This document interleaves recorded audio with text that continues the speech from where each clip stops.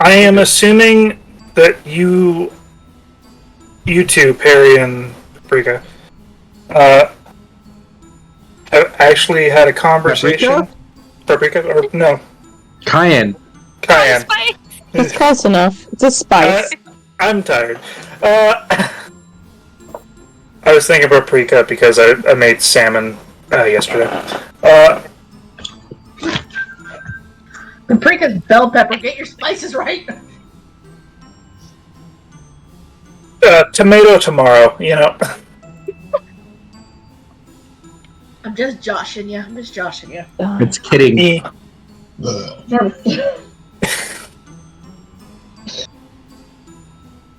I'm assuming you guys talked on your reasons for being here. If not, I will give you one. Sure, what you got? Yeah. But before that, can we get like a lovely little update? Because I know we technically had a little bit of a session last week. Mm-hmm. Just getting through bare bones, like some details, some information, in general tomfoolery, and then reignition of hyperfixations. Yeah. I mean, I could tell you what I did.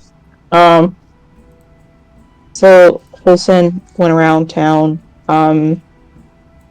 She's got 3 days to kind of just do whatever she wants. And she was like, hey, I remember that, like, Zeno said something in his dying breath that, I wrote down in my little notebook. And it was Imris. So I went around and looked around the town, and I found a Cassowari's Clip, which is a bookstore, and a little raccoon man named Kurtcoon. Apparently I learned that Chrono is Zeno's call sign. We'll say that. I think that's what it is. But yeah, now me, Gallon, and Quill are all in a back room yeeting into this teleportation circle. And that's what's going on for half the party. Mm-hmm. Vaughn, your stuff? Vaughn spent a lot of time not doing very well when it came to his research on the research on the tournament and whatnot. But after everything was said and done, huh? You did so bad on your rolls. Yeah, that was a great. Loved it. But either way, he essentially got some decent information that I could utilize and actually make use of. But with that all being said, what was it?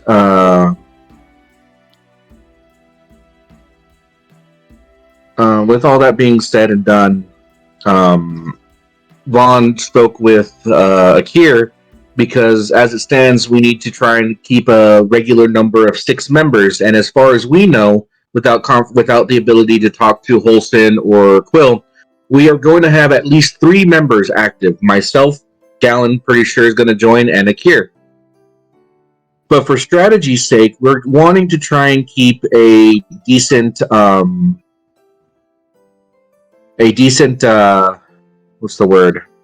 Number, so that way we have a little bit more options to actually make use of things. You want a larger roster. We want a larger roster just so we have options. For those that were not here and or do not know the information, do you want to recall what the information that you actually got was? Oh, for the tournament? Yep.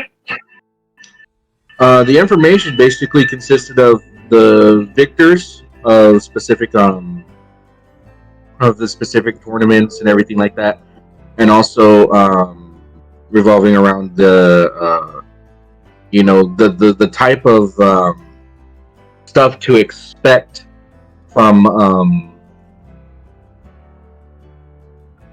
from the. So one of the things that he tried finding a pattern on what to expect from the tournament to see what kind of things they did. As far as he can tell from his research in the last 5 years, they haven't had a repeat event in the last 5 tournaments, last 25 years, except for one. One of them, and every single tournament, there's only one event that takes place, whether it's at the beginning or the end, and no one knows when it's going to take place. All we know is that it's going to take place. Is where the team will be dropped into a labyrinth with a creature in said labyrinth. All of their gear is hidden or taken from them and hidden in boxes inside said labyrinth. So they need to either are they separated at the beginning or are they put in as a group?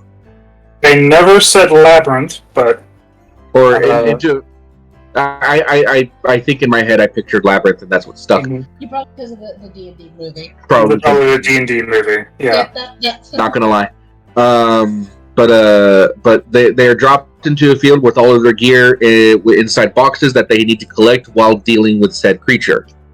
Feels very Hunger Games. Yep.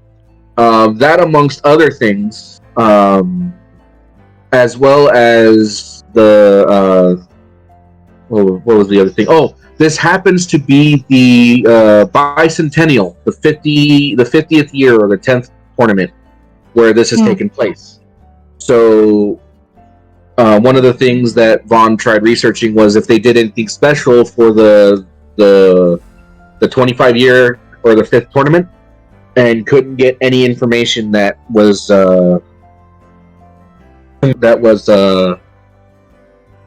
Couldn't roll above a 15. Yeah, I did not. So it did not end well.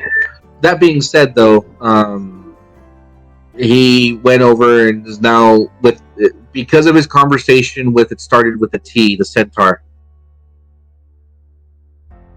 That's your friend. Yeah, that's your cute buddy. That was a while ago. I'm sorry. Oh wow! It started with a T, I believe. Good girl. She's better friends. I mean, I'm just bad I think with I wrote her names. name in down. general. Yep. I think I wrote her name down. No, I did not, because I wasn't talking to her. Ilaria. I wrote Gloria? Bellaria? Ilaria. No, it's Bellaria. Yeah. Because of his him talking to Thalaria on the boat, he figured maybe it would be a good idea to talk to the Fae group. They had a really large group, and perhaps might be able to convince some of them to join our troop for the games. So that's where Vaughn is. That's where Vaughn's going. Mm-hmm. Akir? I talked to my sorry, I'm having a bit of brain fog right now. Yeah, I have the same. I talked to, I don't know what to call her, my companion, Miska, the dragon who you all initially met me with. She finally made it here, and upon meeting with her, we learned that she and her party are entering the group as a second, as another group. She ended up hiring two new people, which happened to be Hunter's and Juan's one-shot characters, Morty the Dragon Turtle and Scratch's father. Monty. Monty! Monty. How dare you disrespect that giant boy? Morty. Yeah, sure.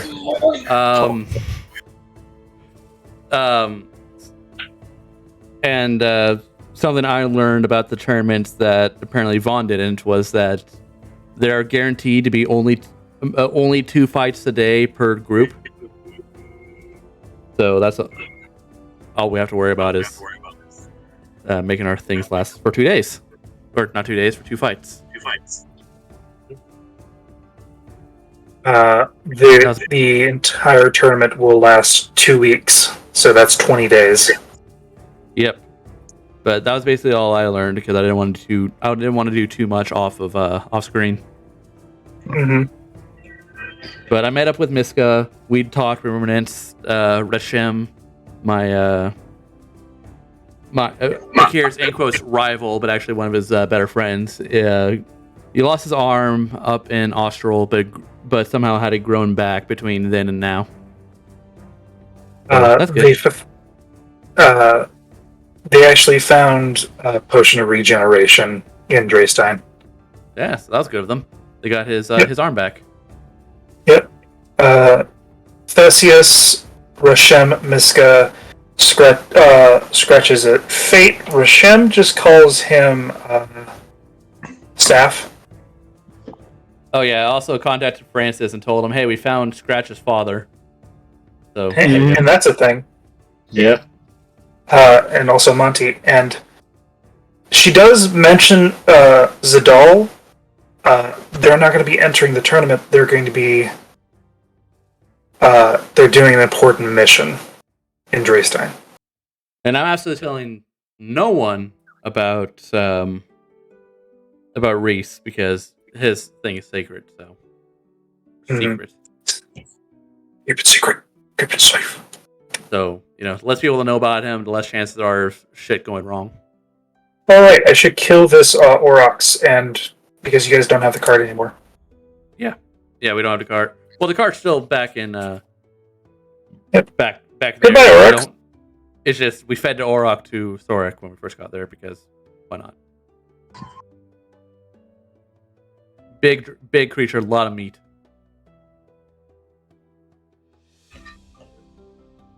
And eating Aurochs is something that dragons like to do because it shows that they're better than the Orcish bull god.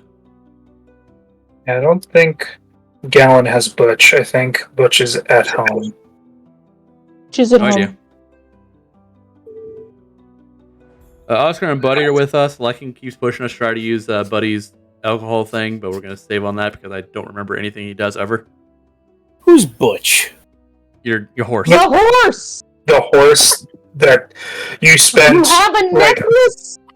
10 Gave you a whole, like, out of game minutes trying to get it to like Xeno.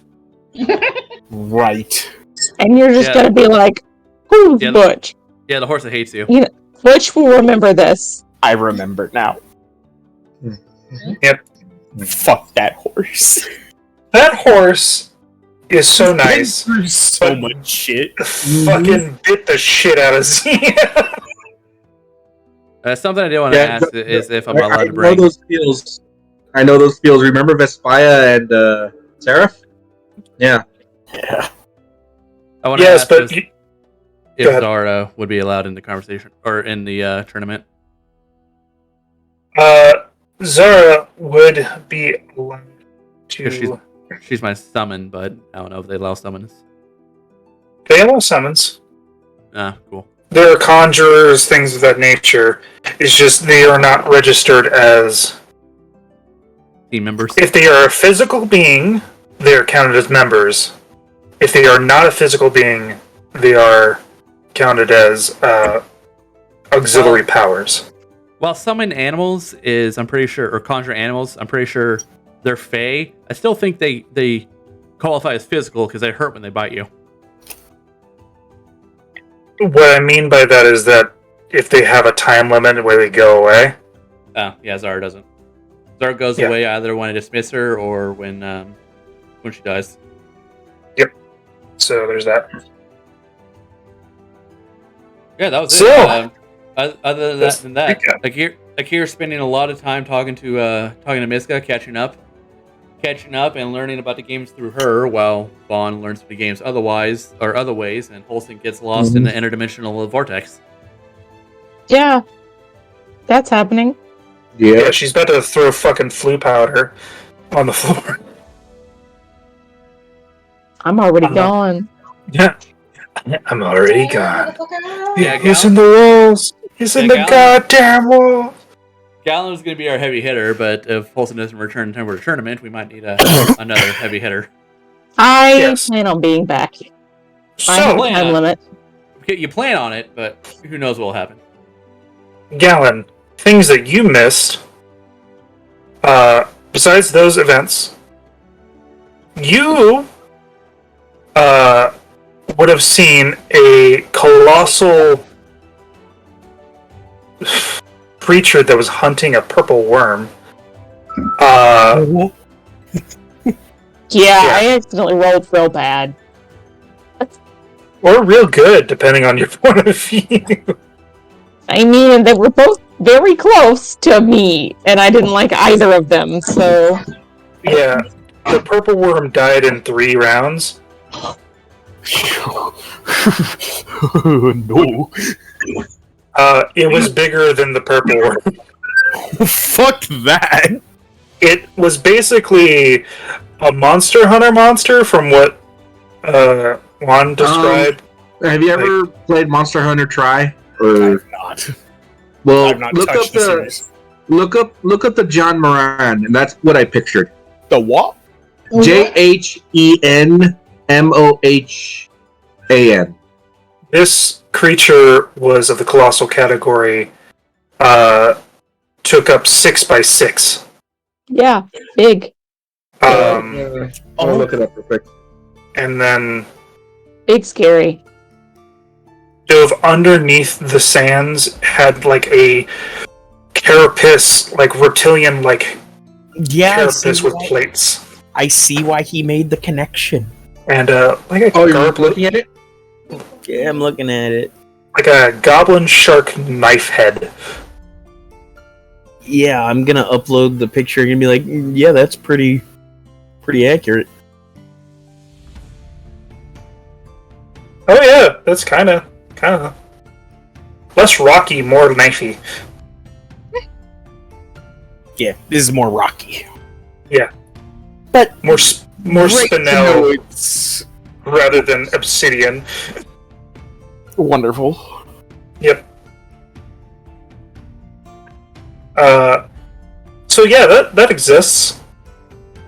I don't like that it exists. You don't have to like it. I keep telling you guys, you don't have to like something.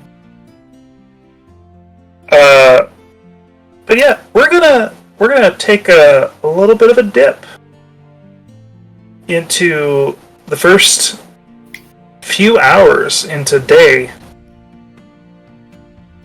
with the Fae group. Yeah. After settling in through being dropped off on the airship, you notice groups, going off. Talaria, just praising the ground because centaurs do not do well on any other momentum. At least she doesn't.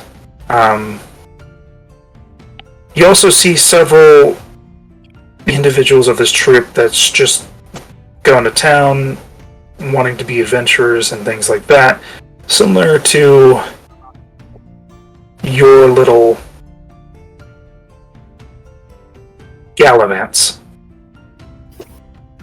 You go where the wind takes you. But as you enter this monolithic city,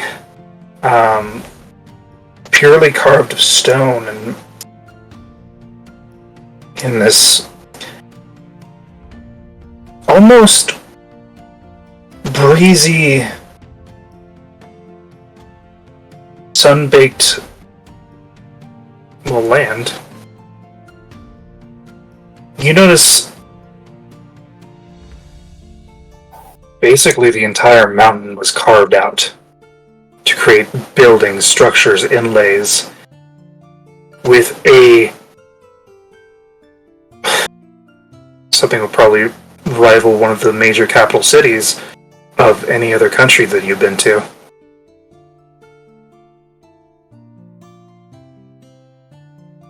So, you all have heard of these games. Just general knowledge and things of that nature. The king around 50 years ago, as the story goes, had a 7-day campaign and took over the entire country.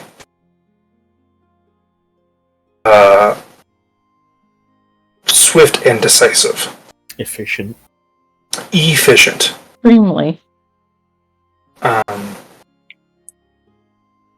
Where basically the rules were flipped on those that used to run this place. You know that there are slaves here, but they are only slaves until they have served their term for whatever crime they commit.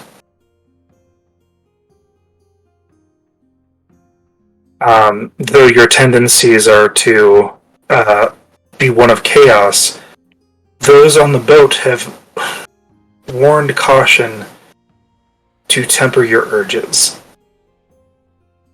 For some things are, well, considered uncouth.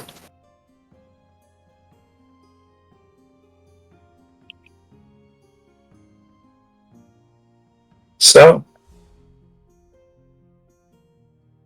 young Faye, as you get off the airship, what do you guys do first?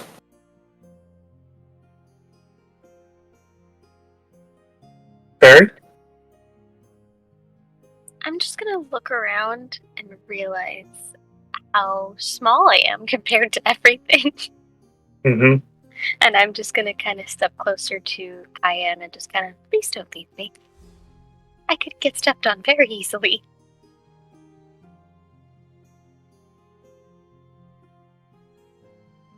I'm pretty sure the mic thing is gone.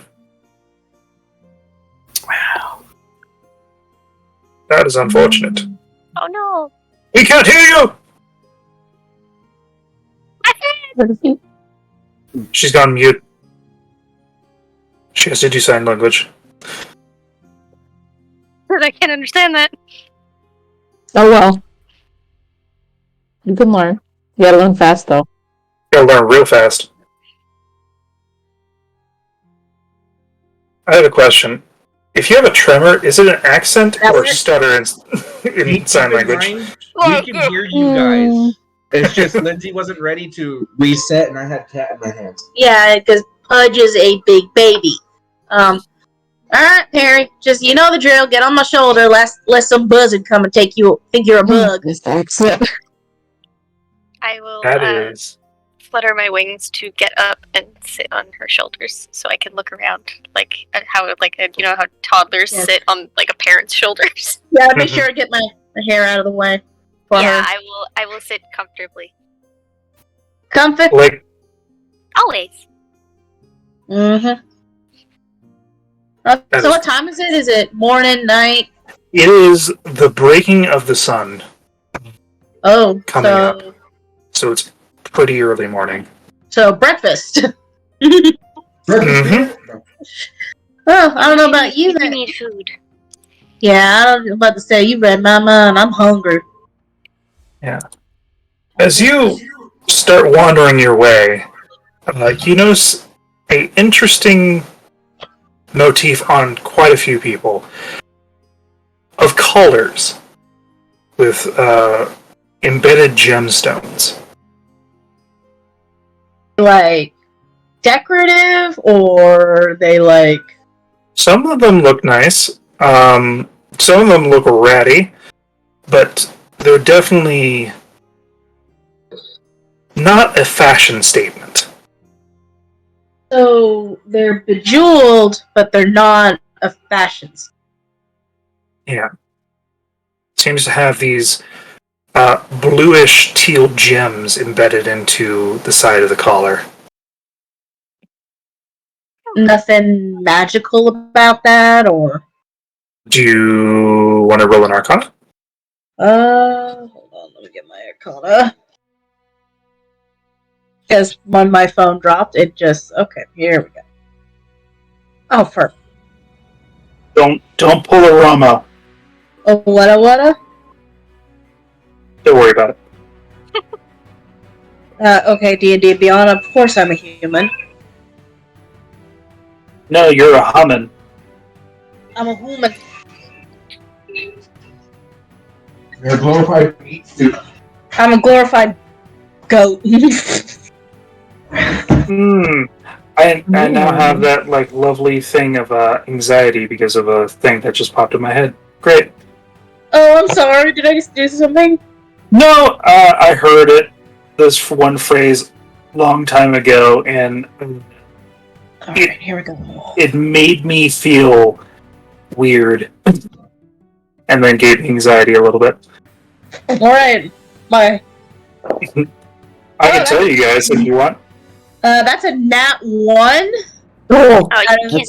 sucks You for you. I'm so sorry. Yeah, I'm You're looking at them, and you're like, "Those are pretty necklaces. yep, those are Must be the pretty fashion." rocks. How do I get me one of them?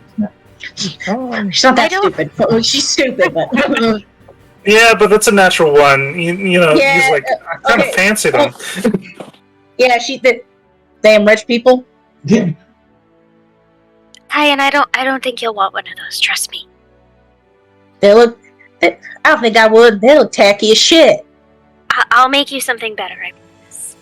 Yeah, I trust you. I trust you to do me doing good. Alright, well, let's see what's there for grub. Roll me a survival or persuasion check to navigate your way through this monolithic city, which has all walks of life, Oh, which are that's not pretty much better. conjunctive or cohesive in any way. I will also roll. That's You a said 12? survival? Survival or persuasion. That's a 12 on persuasion. I clicked it. I don't know if it rolled though. Yeah, that's a 12 on. That's a 12 on persuasion. I see a 21 for Perry. Damn. Perry's a smart one. Obvious. Well, survival check, you can tell what is what, like what is what meat and things like that. Hmm. There's a few things here that are just, you wouldn't think, that is tasty. Right offhand. There's a card that has a sign that says "Good Dog." That's fucked up one. It's a reference to Firefly. Okay, I'm sorry. Mm-hmm. But you ask around, and actually looking around, you actually find a little cafe-like nook, where they're actually selling something that would be of your liking. Let's go over here. Both of you. Let's go over here. Yeah, I Actually- kind of prefer a cafe than, street food. Not the local kind yet. Remember the last time? Stomach was not feeling good for 3 days after. I Oh, forgot I to remember. do something. Can you describe your characters? Oh, Yeah. I could do one better. I got art. I don't have art. I have a Hold on. well, I have art, but it's a vague description. But descriptive. Hold on. Because that might be important for introducing two new characters. Probably. I posted her already in chat, but got a 5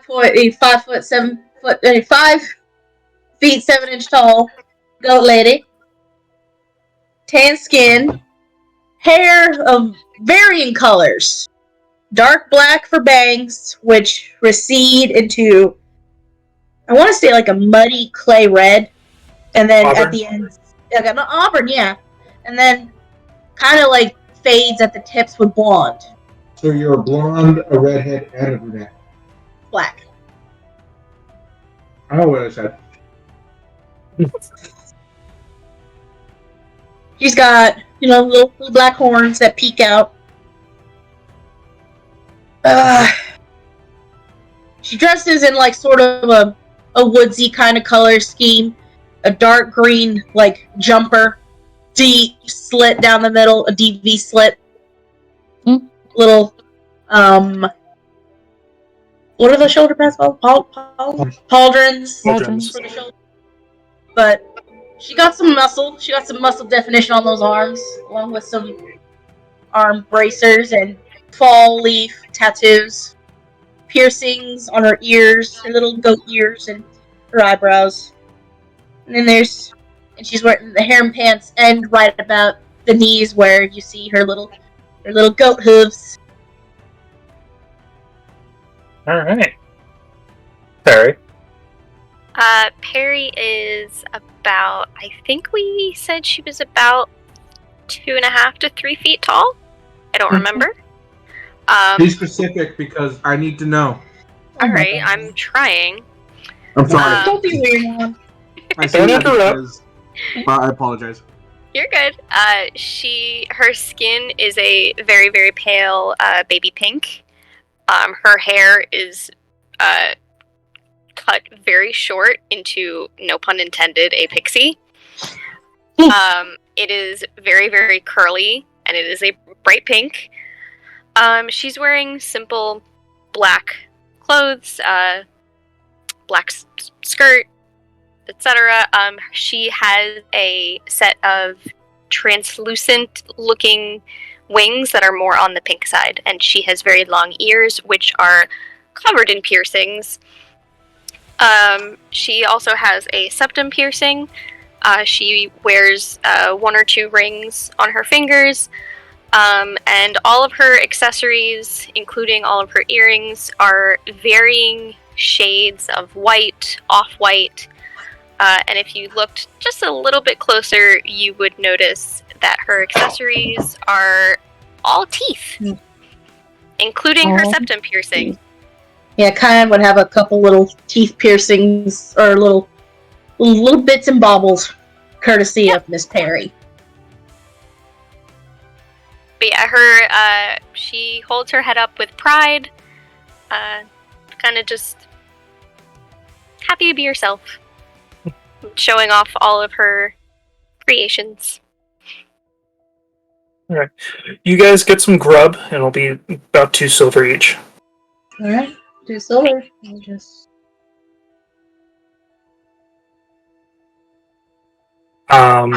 was 2.5. She's 2.5 feet tall. I had to double check. 2.5. That's so tiny. Short. She's small, and I she's apologize more because skinny. now- She doesn't really have. She don't look like she has muscles or anything like that. She's even for what she is, she's scrawny. She looks scrawny. Yeah. I apologize for interrupting before. I just needed to know if Francis was the shortest or not. You're good. You are. 3 foot solid. No, Perry just beat that. 2.5. She's small. She's a tall fairy. Well, what you're thinking are pixies. Yeah. Where they're like, They are different. who Eldridge is tall. Different. But it's small. Mm-hmm. So you're going around, see a whole bunch of different people, like races that you've never seen before, and there are animals that are out of your scope of knowing what they would be. There's one that has this grayish coloring with loads of wrinkles and a trunk. Oh, an elephanton? Whoa. Mm-hmm. An elephant. Elephant? Mm-hmm. Carrying people as well as large jars wrapped with hemp at the top, carrying them, and then you have wyverns flying above, as well as other avian creatures leaping from rooftop to rooftop or sides of the cliffs, where most of the city is plunged down into this ravine. And staring at the dead center is a humongous monolithic tower that looks to envelop a good portion of the city as well. Just she's drinking coffee. So we get coffee or some kind of drink with our little breakfast, just because she's gonna like. If coffee is an option, Perry wants coffee. Okay, it's just like kind of like looking between the all the things she's saying in the coffee, and I thought I see some crazy shit in the Feywild. What the fuck? It's chai. Oh, yay! Chai is good. Chai I is think delicious. Perry's just gonna look to Cayenne. I think I'm gonna add to my list here. How about it? All she's gonna say. That's all you, girl. That's all you. Shit. Oh, we see some real weird shit in the Fae. Damn. So, Too early. in general, what is your goals for today? Because you know that in 2 more days after today, the entirety of those that get together as a group are called to the Colosseum to be told how the games will be.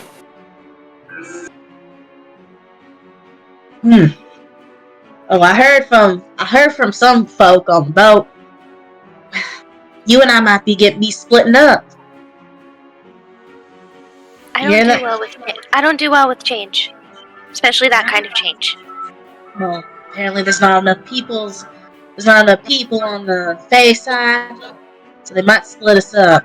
So why don't we just find our own group? I'm thinking about that. I bumped into an Can't split us up if we find a group to be with together. bumped into some odd fellas last night while you was floating around the ship. I don't float. I flutter. Well, that's what I meant. I said if you flut. You know, she flaps her little hands around her. She flaps her hands. Perry's just gonna shake her head and sip her chai. I think we should find a group of our own before there's any danger of us getting split up. No, you're right. Bumped into some interesting folks last night. Weird dragon man thing. The minute you say that, her eyes are gonna light up. The minute you say dragon, her eyes are gonna light up. Yeah. Really? Yeah, I was Do you spitting. think they're still around? He was on the ship, so he's probably around the city. Well, we should see if they're looking for a group, or if they're looking for anybody else. And that sorry, what's the centaur's name again? Was it Talaria. Talaria was hanging around some kind of small guy last night. Definitely not of our group, but who knows? Maybe if I bump into either the dragon man or the small man, definitely see if we can, broker some kind of deal. That sounds good. Now remember, I just don't Terry, be on your best behavior. No, try to go for the teeth when you first introduce each other. I checked them out first. I know, and I already told a couple people. Teeth on the ground, it's already yours. Maybe don't start with that. What? It's Maybe what we makes don't- us quirky. Yeah, but maybe we don't start with that. Maybe, we just see if there's a way to work that into casual conversation. Yeah. We don't just jump in with "give me your teeth." I'm not like that. Was I like that? I don't think I've ever been like that. I'm trying to give you some street cred, No, I feel as though, and she'll gesture to her piercings. I think this gives me enough. If anybody's curious enough to ask. Besides, Yeah. I have my list, and I think I could get some of them here. I think I can check some of them off. I just And, think above board the first couple days or weeks, however long Perry's been on the material realm, just popping out of a jack in the box. Give your teeth. Yeah, exactly. She's Give. very much she has a given her size, I'll say it's small even for her. She has a tiny little notebook with just a list in it, and she has had it in her hand, just flipping through it while they're sitting eating breakfast. She'll flip through it and then keep looking up, staring at people, and then looking down at her book, trying to see if there's any matches. I'm never gonna let you see my teeth. I don't think you're gonna have a chance. I don't think you're gonna have a choice. I'm not here. You can't find me. I don't know where I am. At least you don't have very special teeth. Like Gowan. He's got Never show your teeth. Never show your teeth. Fucking, she has the jaws of life, but made with other teeth. Oh my god. I never said they were mine. It's oh my god, it's literally made out of Jaws. Yep. It's the jaws of life, but made with jaws. The shark. Or people. It's fine. Well, we figured out her spirit animal. It's Jaws. Bruce! Spiritual friends, no food. Bruce. Teeth are mine. Don't be rude. Unless they start a fight, I don't take anything without consent. I know. And I've been Unless on they're my already dead, it's fine then. And I'll have you know, I've been on my good behavior too last night. I mean, besides a friendly game of talking shit. Well, I'm very proud of you. Uh-huh. No black eyes and no broken bones on me. Man.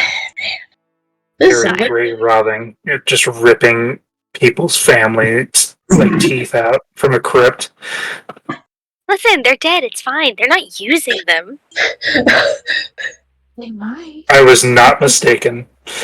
No, you were not. I'm adding to the image of Perry. Just don't mind me. One time somebody's gonna come back and they'll be like, I saved so much for this revivify spell, and they're not gonna have teeth! If you think about it, she would probably be the best type of grave robber because the hole she would make to get to the grave would be the smallest one. It'd be way less noticeable. Yeah, she can fit into mausoleum cracks. No, how about this? Perry goes for the golden teeth. There you go. We got our own little stash of secret shit.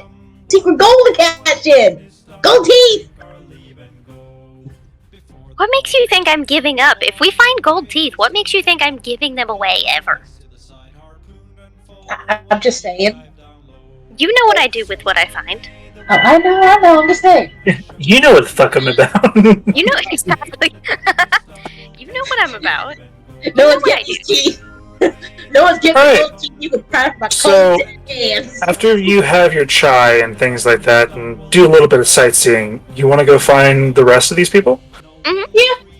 I'm still, if it is allowed, I am still sitting on Cayenne's shoulders, just with my book kind of against her neck, sitting on the back of her head.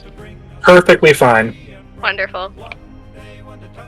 Alright, hold on. The little thing. No, I just. It'll be an investigation or For both? Investigation or survival. For both of us? Yep. Okay. You can give one person advantage if you have proficiency in it, or I got you can roll individually. Survival. I got a +5 to survival. That is a 17 for survival. Do you still want me to roll? You can. You can roll. Okay, I'll roll. That is a 10 for survival. I'm excited. You basically get sensory overload, looking at all these different people.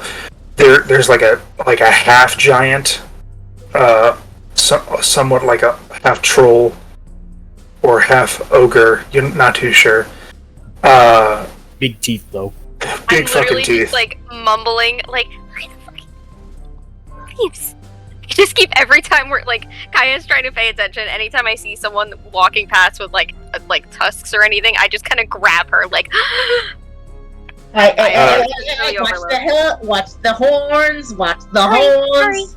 Sorry. You see a fuck ton of like orcs with their tusks out. Some of them are gilded. Some of them have rings and carvings. If heart eyes were possible, Perry is just staring. Some Oh my Luxodon. god, I can't take you in public. But that makes you adorable. And I then get you away see like a few tieflings that have like grills. Like golden teeth, like extendo fangs. I Love that for them. Yeah. Yeah, get away from them. They got a mixtape they have to go listen to. They're putting the hand crossbows sideways. Oh my god! Oh my fucking god! It's so accurate. They have extra plus D6 gangster damage. Anyway. They're spitting fire. Anyways. Rise. I ain't paying $300 for this shit. Somebody Don't mind stop me. this man. I'm a fucking Somebody disgrace. stop this man. I can't breathe. You fucking said gangster damage. It's interesting. What's y'all's passive perceptions? Passive. Oh, I don't know where to look at Us. that. Your perception plus 10 My passive. So this one, the passive, what is for that? passive perception. 16 for Cayenne. Okay. I don't know if I'm looking at it right, but I think it's 12 for Perry. Oh no, I'm still on Perry. D&D Beyond. Wisdom, perception. It's whatever your wisdom is plus 10. Yeah, it's Yep, 12, right? it's 12. Okay. Okay. Good to know.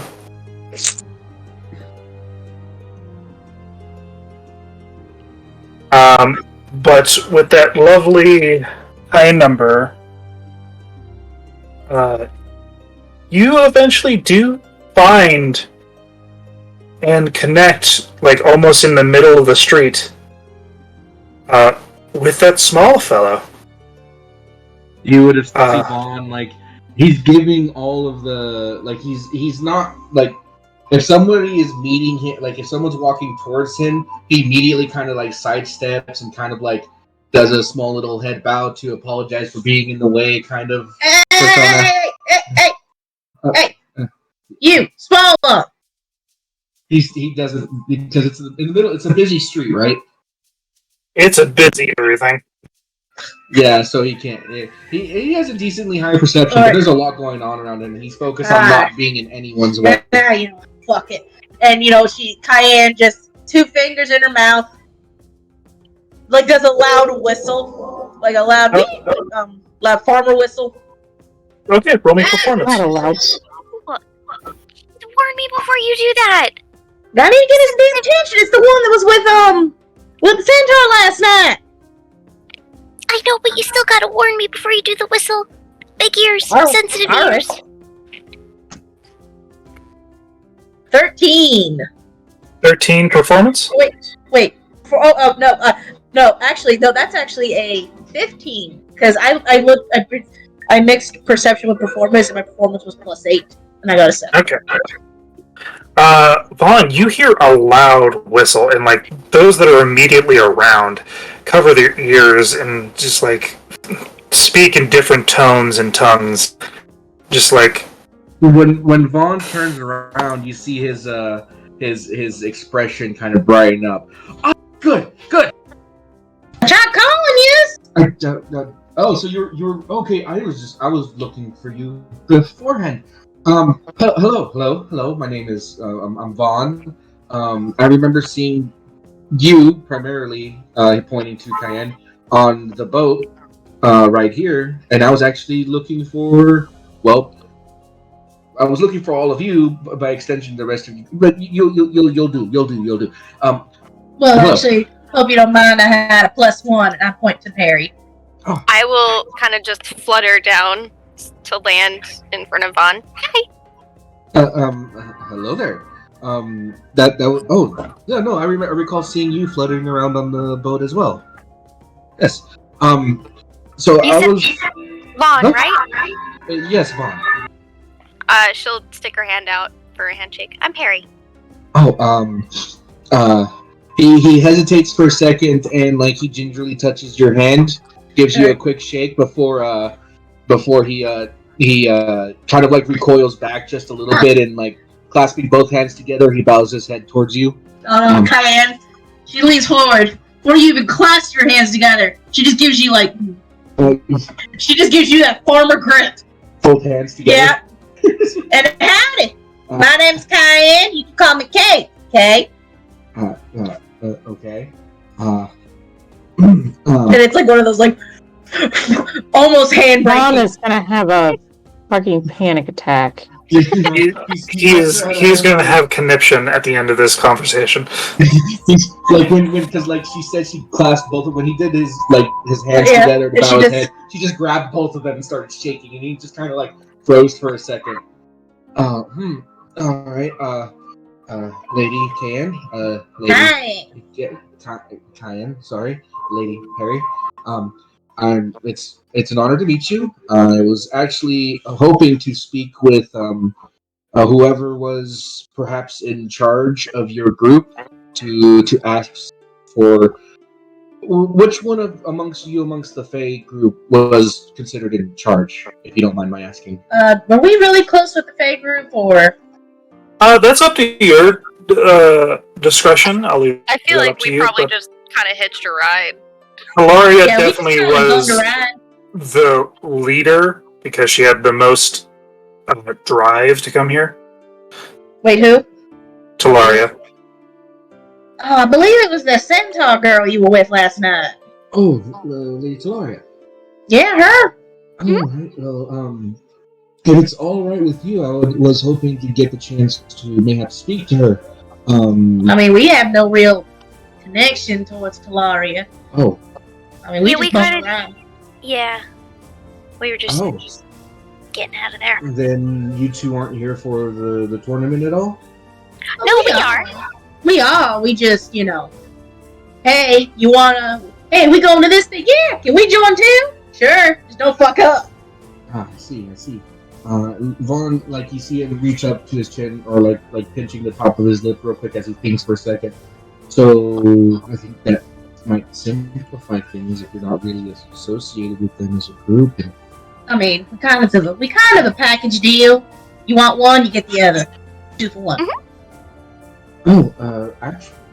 Actually, that's very serendipitous of the situation.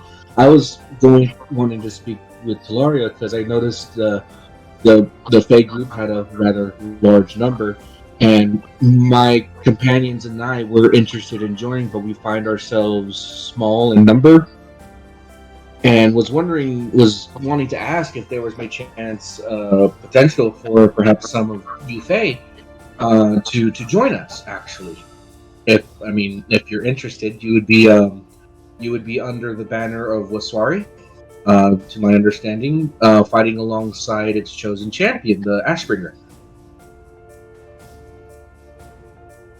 I mean, You guys can roll me a history check. Disadvantage, technically. Crap, I already rolled it. I'll roll again. Sorry. alright, so disadvantage. That's an 11. And Ignore that roll. that was a 4. Cayenne is dumb as bricks. Yeah, fuck a Waswari is. A Gazoontat. What'd you call me? Down out, Harry. What is this? What is the second roll? So it's an 8 to 12. Waswari is the country that you were sitting on to get off, like that you picked these people up on. Mostly a lot of desert and dunes. It's the country right above this place, Emerus. So that's You where don't we know got much. on. Oh, Yeah, you don't know much for that. alright. Oh. And if that's not something that would intimidate you, because I mean, fighting for a group that has those kind of ties, then mayhaps we might be able to help each other. Yeah, I mean, we've been meaning to find you out ever since we came off the boat, because, you know... Yeah, we wanted to fight, but we didn't want to risk getting split up, so we were looking for a group that would be able to take both of us. Yeah. Well, we have need of multiple members. As for confirmation, we have a guaranteed of 3, myself and 2 of my other companions, one of them being the Ashbringer. We traveled with more companions. I'm sure if you were on the boat, you might have seen them. A one drow woman and one Owlin. And we are not sure if they are interested in participating, and until we have confirmation from them, our number stands at 3. But to add the 2 of you to our roster would be...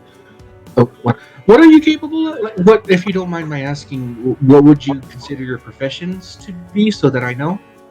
Part-time badass, part-time party maker. You see Vaughn's eyes just kind of like rotate in his head as he's trying to contemplate. Fucking in your head, you just hear respect in hand language. Of course, Morphin would like you.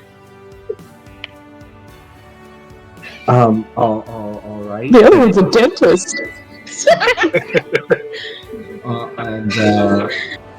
What, pray tell, kind of skills would be necessary for a part-time badass and part-time party maker? Alright, hold on. She's fun and she hits stuff. Wait, what? She's fun and she hits stuff. I pull up my guitar, and I do a little... Oh, so you're a bard.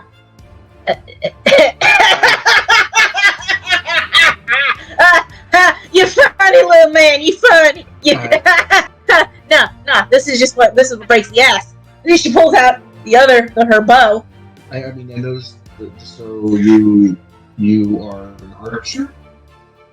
Says questioningly.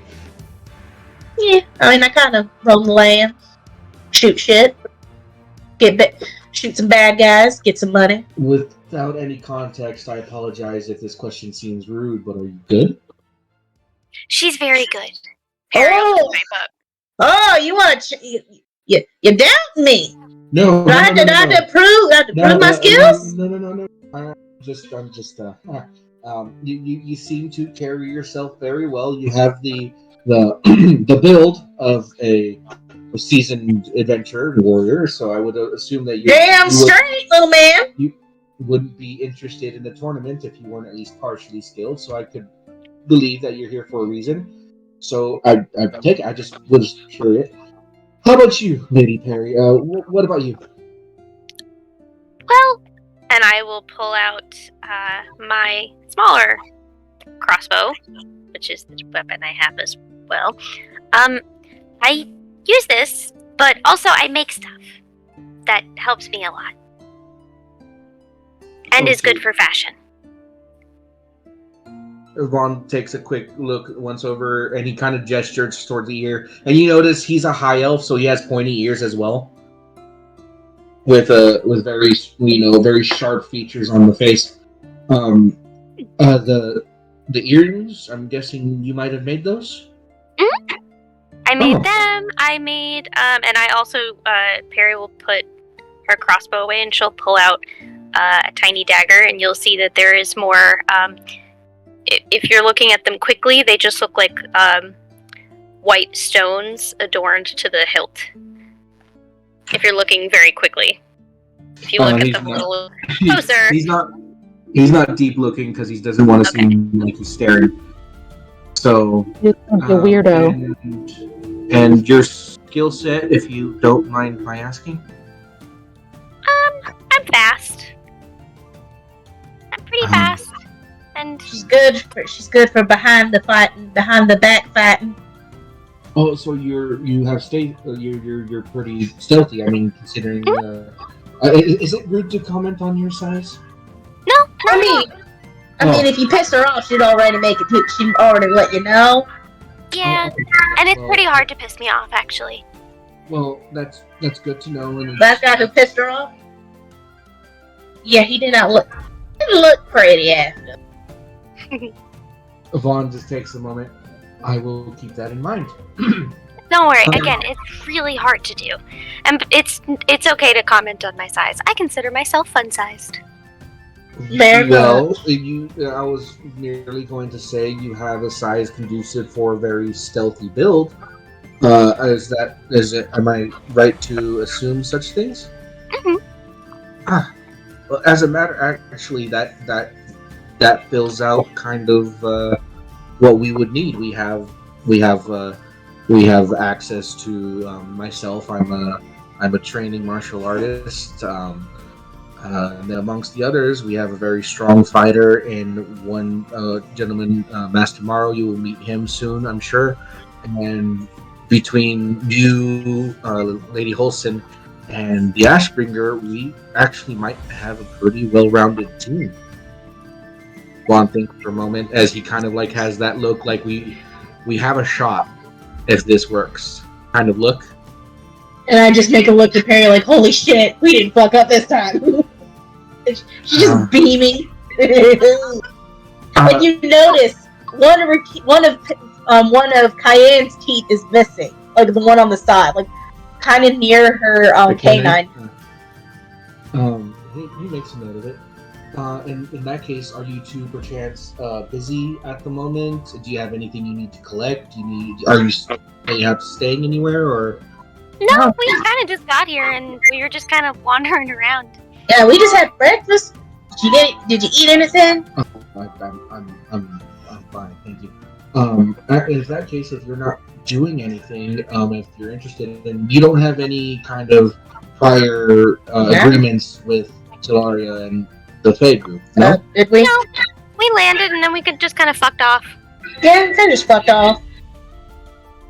All right then. So if you joined us, there would be no ill will towards us for poaching contestants for the competition. We free agents. See, Bro, not free as in we work for free. No. We kind of work at a premium. Well, I mean, well, not that.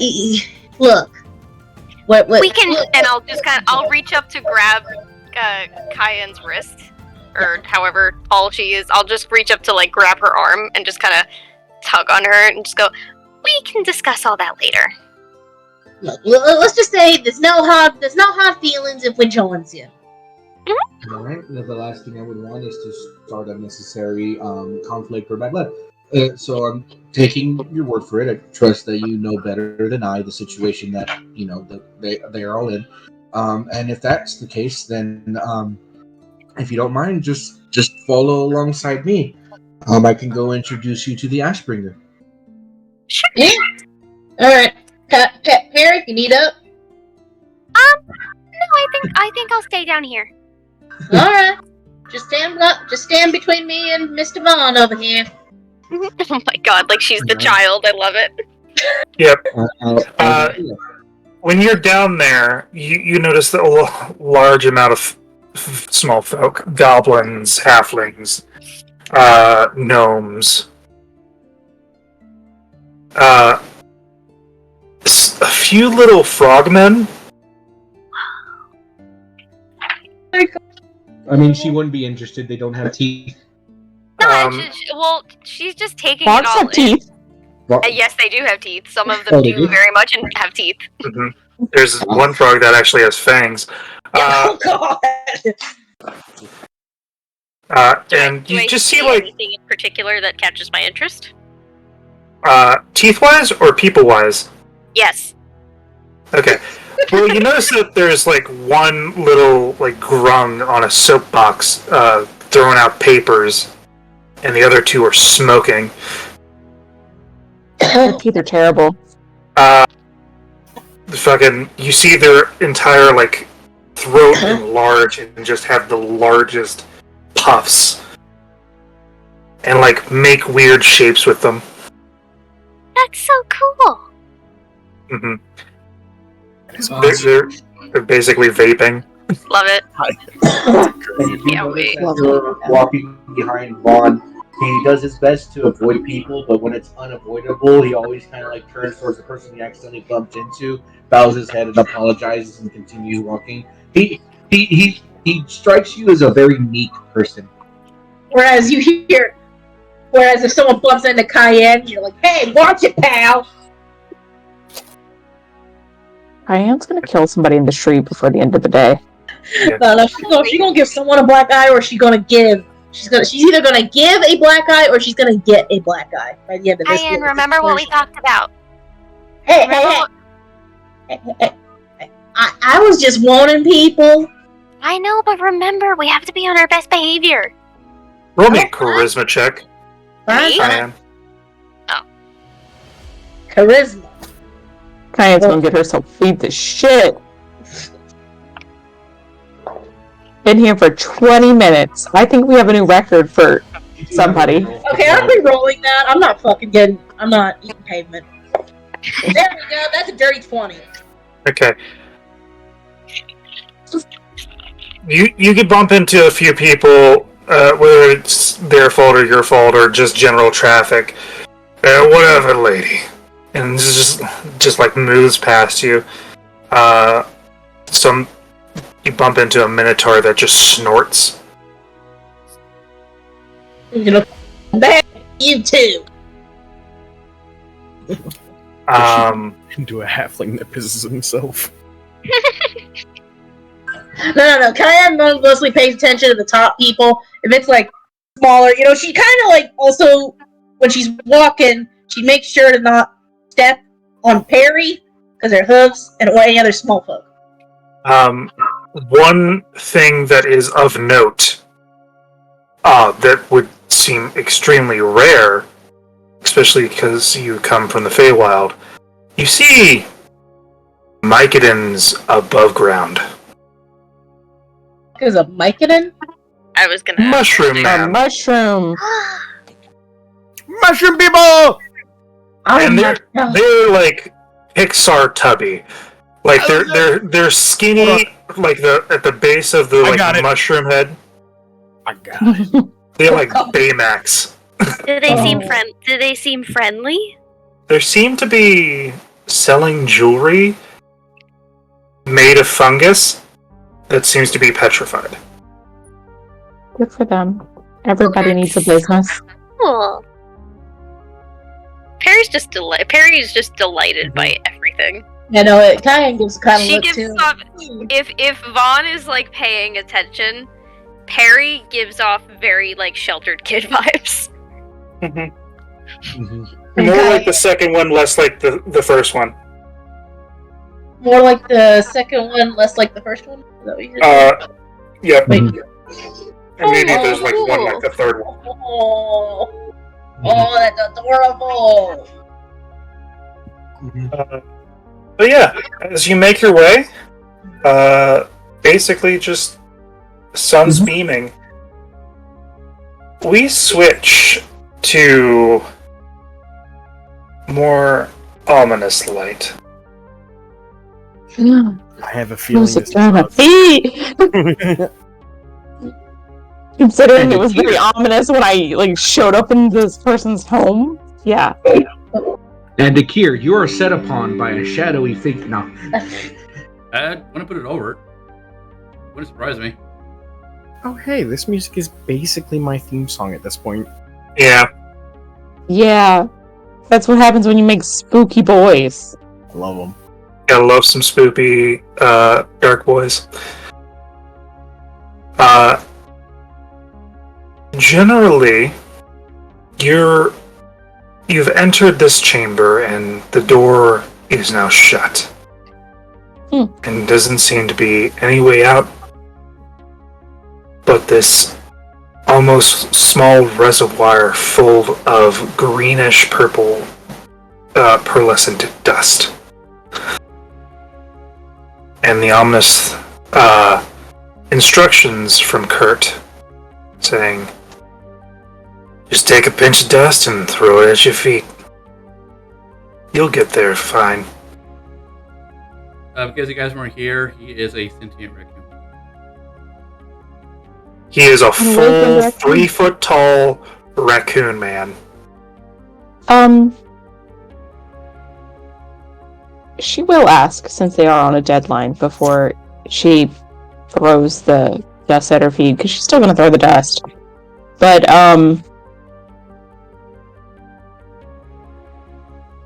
do you think this would take longer than a few days? So Quill looks up. You think you would, I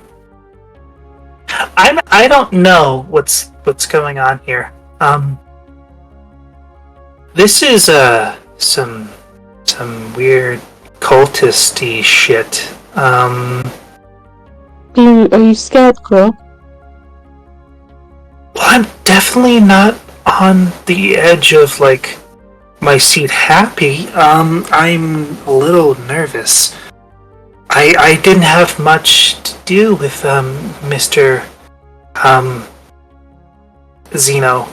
I got hired the same day, of his, Yeah, you did. death. And that's when you came in.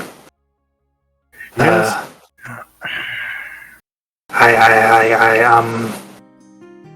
To be fair, we met him the same day. And she'll point to Galen. Yeah, that's... I was the one who found the body. Yeah, I'm definitely unsure what to prepare for. I mean, they can't all be bad. Please don't finish that sentence. Just... Hey, don't Okay. finish. I won't. Your mic's getting staticky. I actually won't finish that sentence at all. Mm-hmm. Just looking at our luck, the situations we've been in, and the amount of feathers I've molted. Please. I think we got past the big part. I think we'll be just fine. But is the raccoon man still there? No, he closed the wall on you. No, he'll never. Well, I guess we'll never know if it'll take more. You can knock on the wall if you want. We'll knock on the wall. Okay. Is he actually gonna answer? You knock on the wall.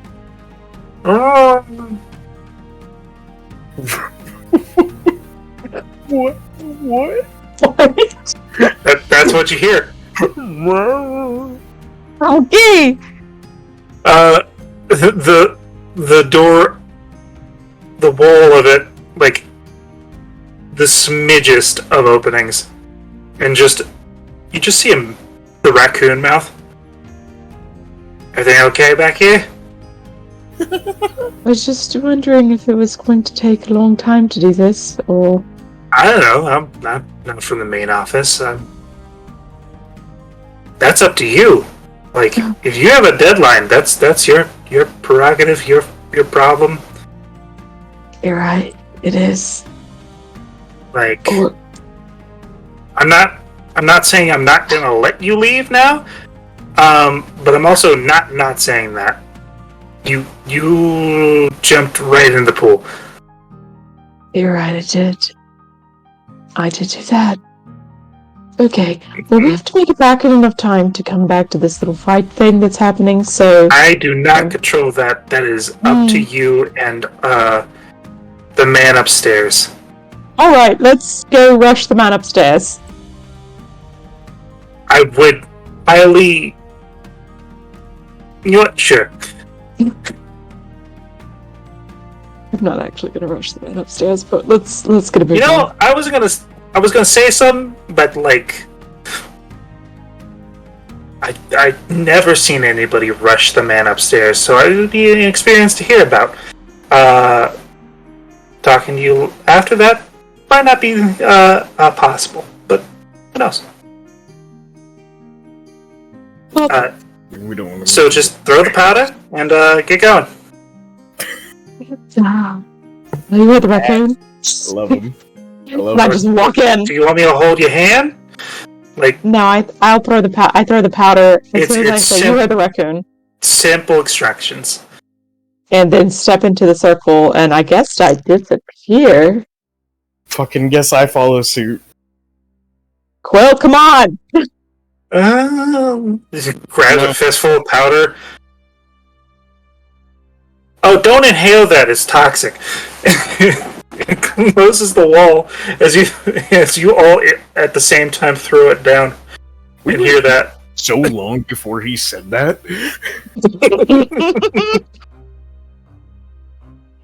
He's gonna kill us. All you see is Quill's like, what?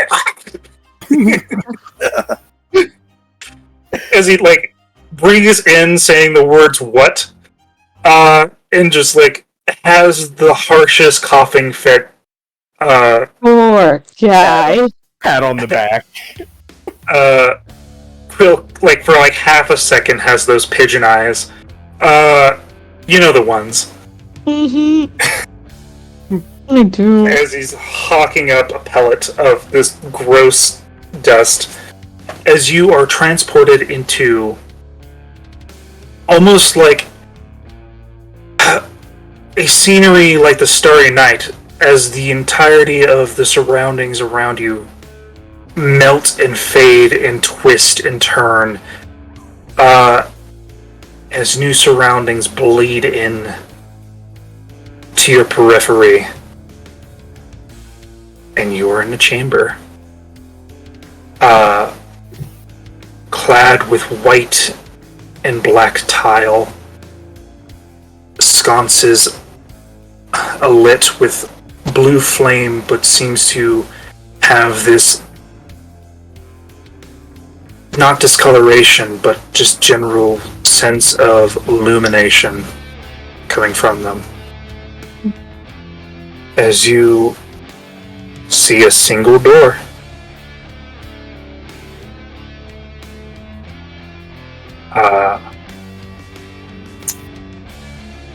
I'm gonna With knock. a very familiar signet on it. Familiar Is it, to both?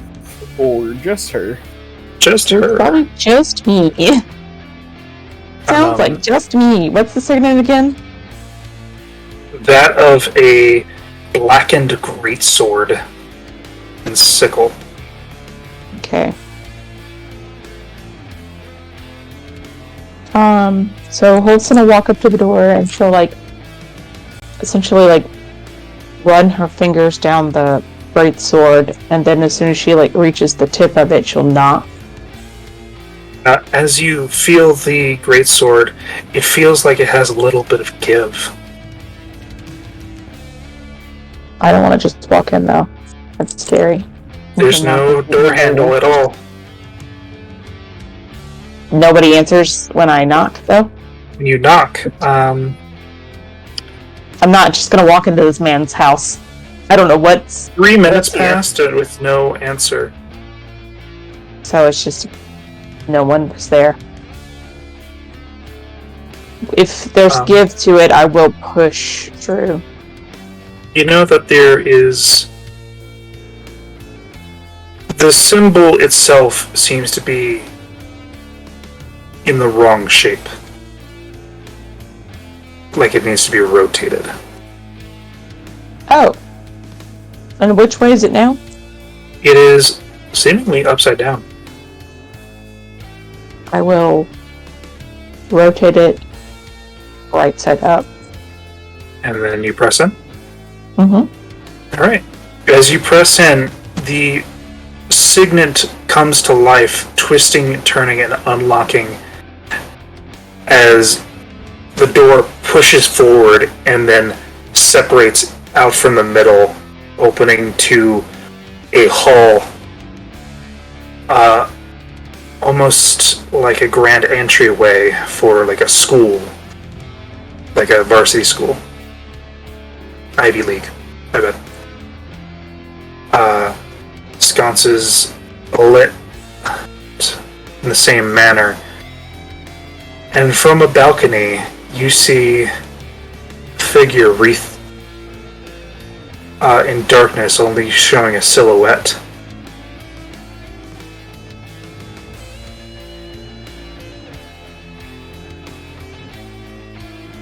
with one arm behind their back and the other on the banister, looking down at you.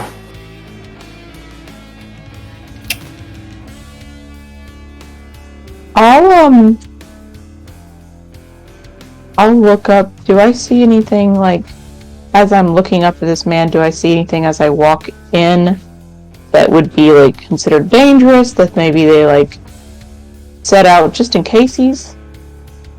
As you walk in, you notice, flanking both doors and as well as parts of the hallway, suits of armor from different decades in pristine condition that seem to... No! Mike, in your mic. Oh!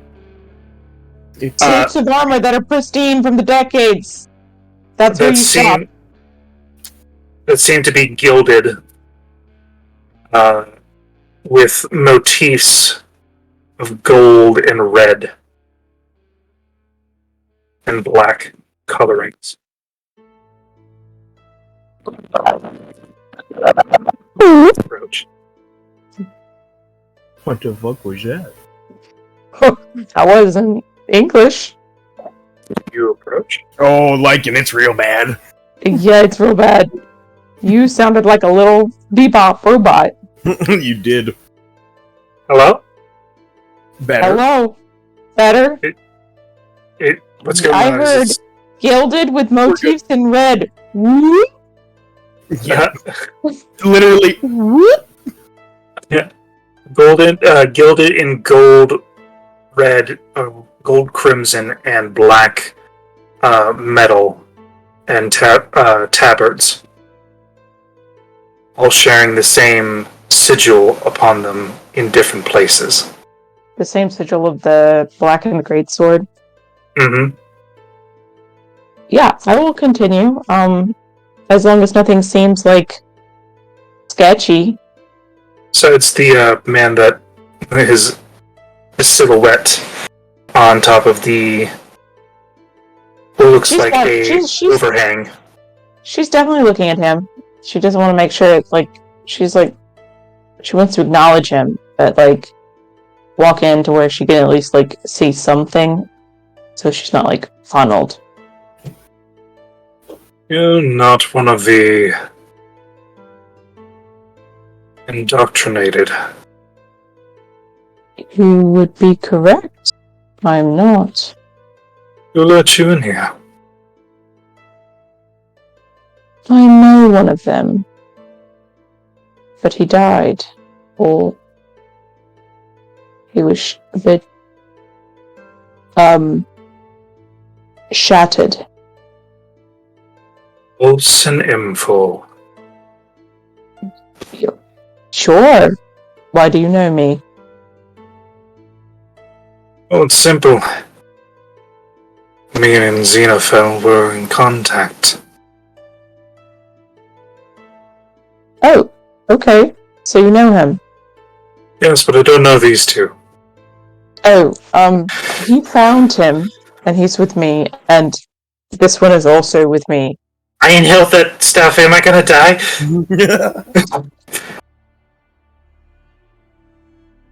You shouldn't be worried, honestly. Oh, you should. It's not good. I lay on hands upon hearing another person confirm it is not good. Like, somebody help this poor owl. 5 points to cure poison. Yep. 100% no longer poisoned anymore. And I'm sure that the shit that the magic I just did just very much intrigued these guys. Curious. Hemomancy.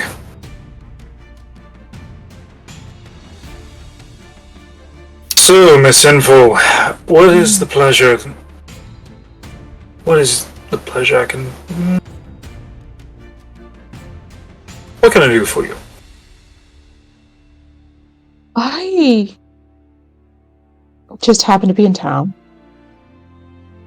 And as he was dying, he asked me to come here. He said, cassowaries, go there. Essentially,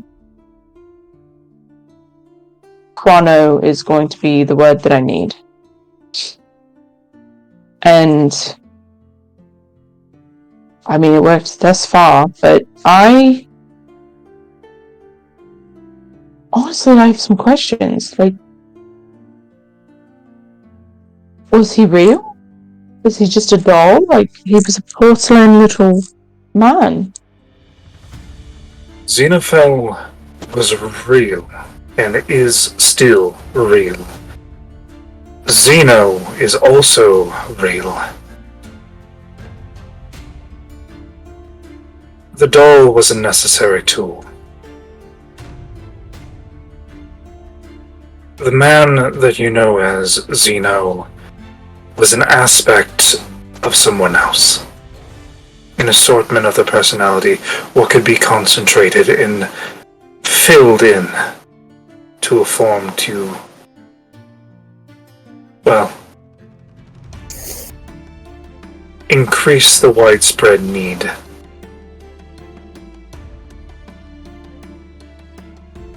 To deal with things that my associates and I prevent. And what is that? Imbalance.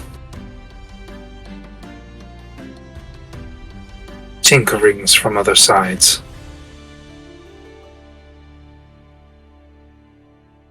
It varies. In my time of knowing Zeno, I studied him and I learned about what he was and what he did, and most of it, my own research and my own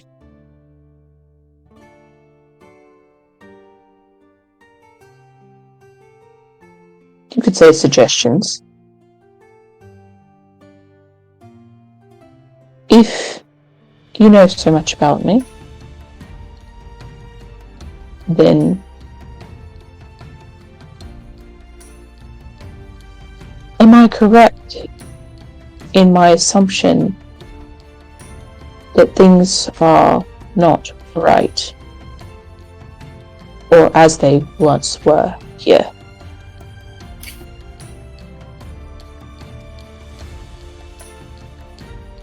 As the world, or are you specifically saying here, as in what Xenophel's associated with? Oh, what Xenophil is associated with, yes. But, I mean, I know that you're worshipping some sort of... Oh, I don't worship them. I am merely a helping hand. How rude of me. I should introduce myself. Yeah, can I, like, squint and see who this actually is that's talking to me? As he claps his hands, the room lights up more, revealing a pale-skinned man, coiffed black brunette hair, very neat-looking garments with what seems to be like a lab coat rolled up to the sleeves, with an ascot and glasses. My name is Jahul. Jahul? What? Jahul. that? J-H... J-A-H-O-O... J-O... J-O...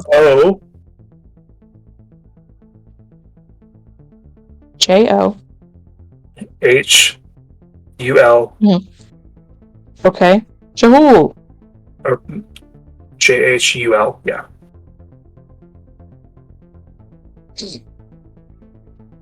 J-H-U-L... My friends call me Bones. Bones? It's a nickname from another life.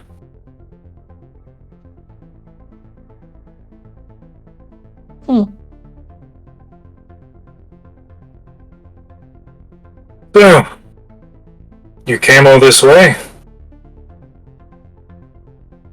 I guess I should... Well... How was the word say? It's been a while since I heard guess. Entertain. Provide refreshments. Are you the only one here?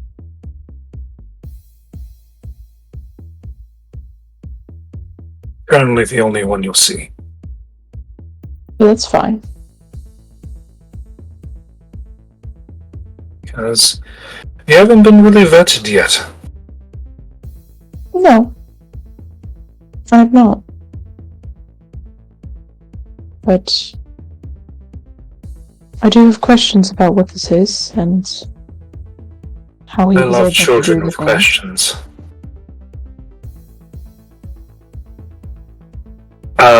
And this man is fully looks to your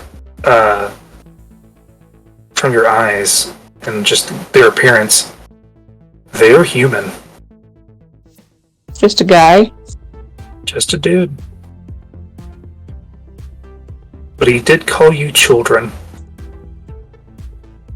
Don't like that. The only other thing that calls me children are things that I don't like at the moment. Shall we? Sure. Point us to the right direction. Follow me. As I he will walks, follow him, and I will walks away. incite him the entire way. What are the you trying hell to is this grasp? man? What are you trying to Here. grasp? Is he really a human? Is he really just a guy? Roll me a nature check. Okay. I am extremely proficient in nature. Gallon? Sure, Gallon knows he is just not a man. Yes. This man unnerves you. As he He should. unnerves me. That's not good. For the simple fact that he doesn't smell like much except for death. Oh, I made a 24. he just smells like death. Wonderful. Mm-hmm. Don't you just love when men smell like death? Bill is looking around. Can I get some water? Please, somebody take care of this poor man. I hand him my water skin. Please. It just like just swishes it around, knocks something into his hand. Oh, that's gross. That is gross. And like it's a pellet. And it's that dust is like all in there. It's like a glitter bomb. Oh god, this poor guy. At least it's not poisoning you anymore. Yeah. Anymore. Anymore. I hope. It's don't say that. That makes it worse. Yeah, as he like walks, yeah, the talons hit the tiles. Wonderful. As you make your way, it is a long hallway with many rooms, and it takes you to what seems to be a platform in a cylindrical room that is, I want to say, 50 meters tall. Okay. Okay. That that's is very- about 60 feet wide. That's very tall. And with his hands in the lab coat, you're going to want to step into the circle. As he, like, nudges to the ground.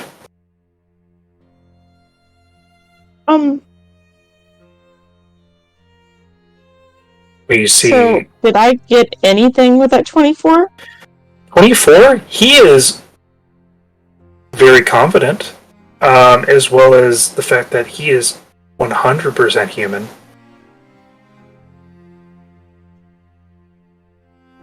He is very confident in the fact that he is 100% human. He is very confident, and he is also 100% a human being.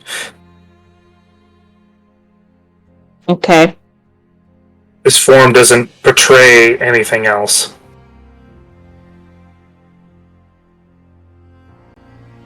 Okay.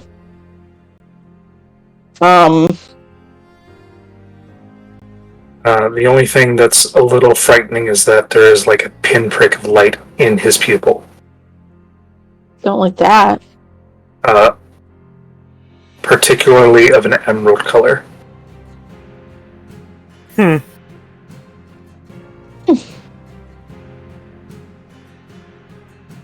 Okay. I guess. So we're just walking into this thing, this circle. He's just standing in the middle of the circle.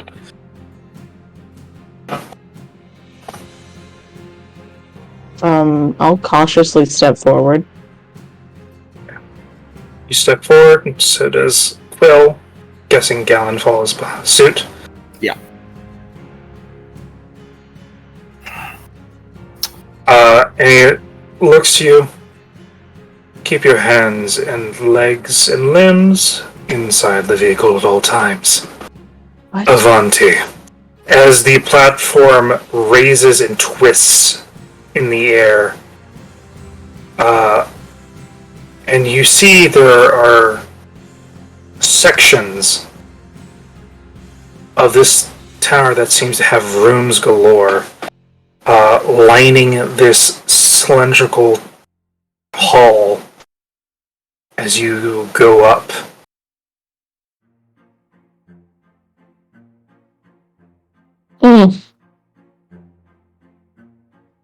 And Quill is in amazement. He's happy he came now. Wouldn't say happy. He's Like, reasonably okay with his decision.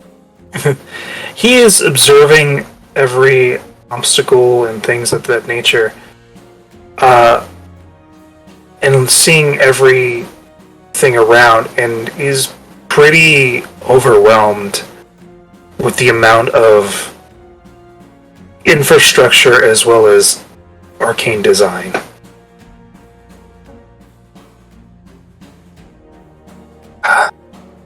Venti.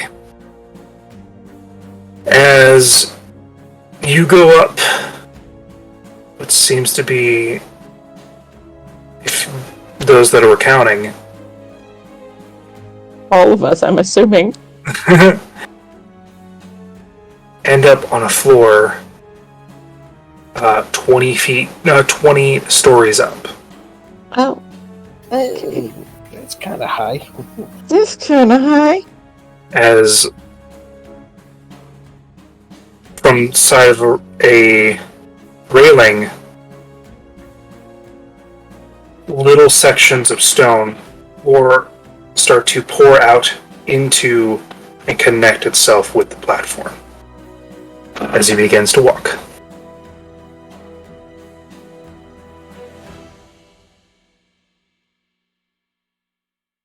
I guess I will follow him. Mhm.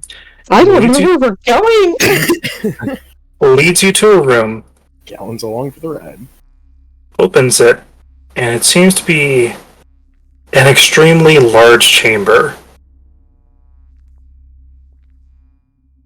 You're not sure where you are, but this facility is huge. As he opens a door after turning a lock, opening a lock on it,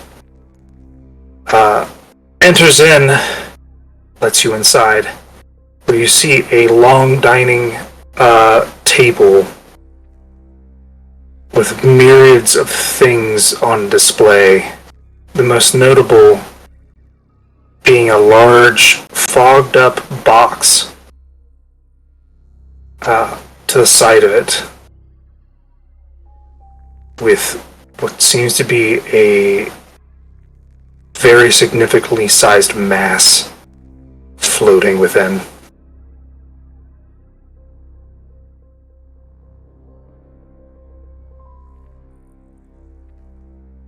Go on, take a seat. I will take a seat. As he closes the door behind y'all. Do you like tea? A darker kind, of course. It's stronger. I'm good. Earl Grey, chamomile. Oh, For okay, it's you? fine. I'll get some Grey going. Starts to prepare the tea by hand. While he's doing this, I am scanning this room for anything that seems. Are there books on the wall? Like, what is on the wall? There are what looks to be a L-shaped bookcase that extends from one side of the wall, one corner of the wall, all the way down to the end, connecting to another wall, stopping halfway through the far wall. Can I read from here? Like, roll me a perception check, because quite a few of these don't have titles on the side. okay, normal. Okay, no, I can't read them. You had some weird ones. How to Blow Your Mind. By whom? By whom? You know who. I do. I do know who. You see cookbooks. Yeah! You see just volumes of a story from a author that was first name you can tell is Zealots. You see books with manuscripts called The Big Badung by Grix, which seems to be not very a thick book, but it's a large book. Kind of like one of those you know those books you got as a kid where they're fucking huge with animals and they're the Animal Kingdom books, kind of like that. Myriad of light novels as well as journals. Do any of them have weird languages on them that maybe I don't know? These are the ones that are in basic common. The ones that are in different languages, they're very interesting titles. Would there be anything about, before I have you read 15, 20 book titles to me, I'll help shorten your thing. Anything about the Feywild? Anything. Anything about Dunamis and the Graviturge specifically. And anything about this fucking wild shit that I'm currently experiencing. There is Dunamis books, but not for Graviturge. Specifically Dunamancy for Chronomancy. There's also books for Hemomancy, Necromancy, Abjuration, Evocation. Do I get a magical vibe off this man? Restoration. Do you have Detect Magic on?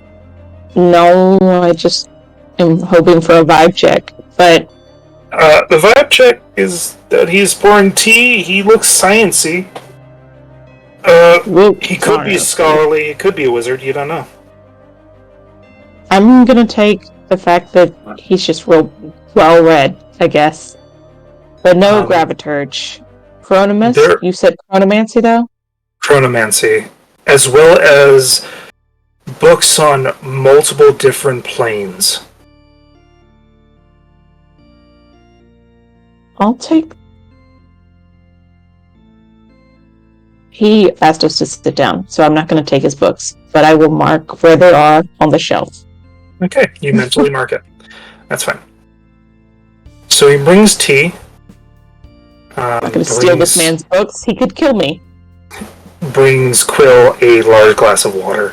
Oh, thank God somebody's looking out for this little guy. And brings Gallon a glass of crimson liquid. I don't like that. Nobody does. I don't enjoy this. He knows too much. You gotta kill him. He sits down with what seems to be I would like to smell a glass of cranberry juice. I would like to smell mine than his. I'll tell you the fun part. He's drinking cranberry juice. Oh, fuck. The not so fun part is that is AB positive. That's a little drug. And it's in a stein. That's a lot of blood. That's a lot of blood. And he sits across from you, all alone on his side, does not take the head chair. Just this table is about like 20 feet long. It's not practical.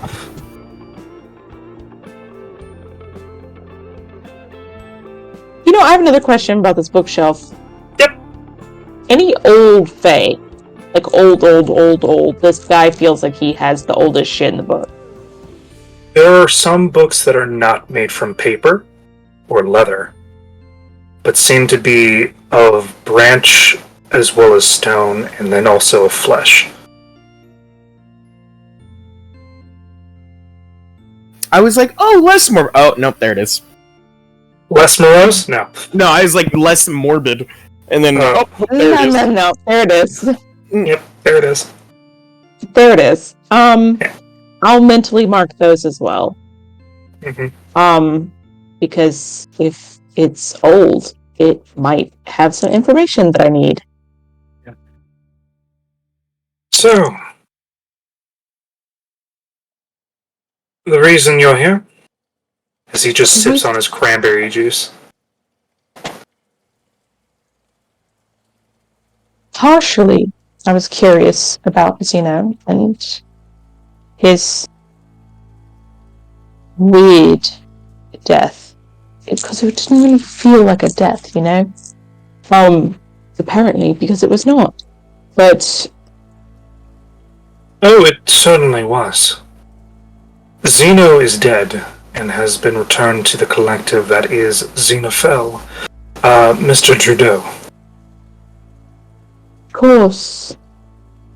The collective. Do all of you have a collective? No.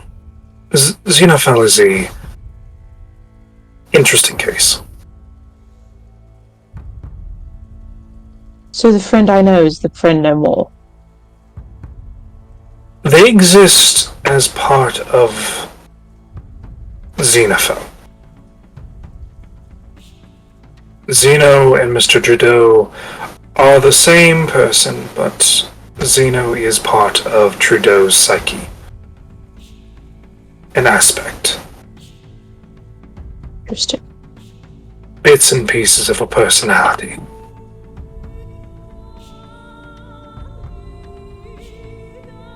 I guess my next true question is,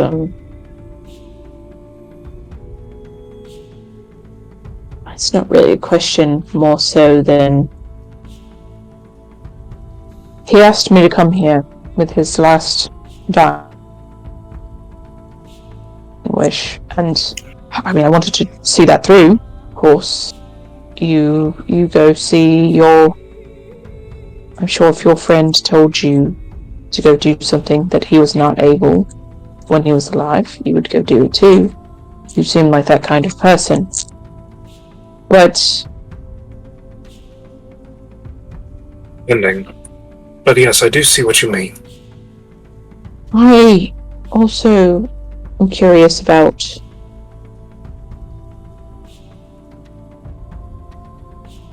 this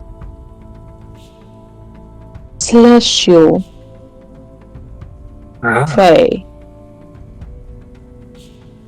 Yes, his orders matron. She...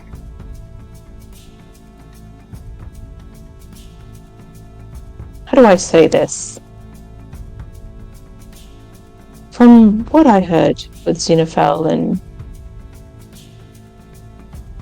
what I heard from other people who were around us at the time, and I may have forgotten bits and pieces. It's been a couple of months and things have taken over my spaces in my mind.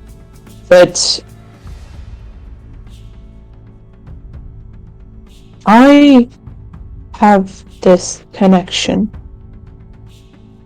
to the Feywild, and I know from stories and tales that it's not what it once was. It's wrong, corrupted, broken. That is an observation. From probably Is she like that too? I have no room to talk about that. But simply, I give you this courtesy. I can tell you things, but not all of it can be told. For the reasons that they're better left shown. Of course. Before the trust can be attained,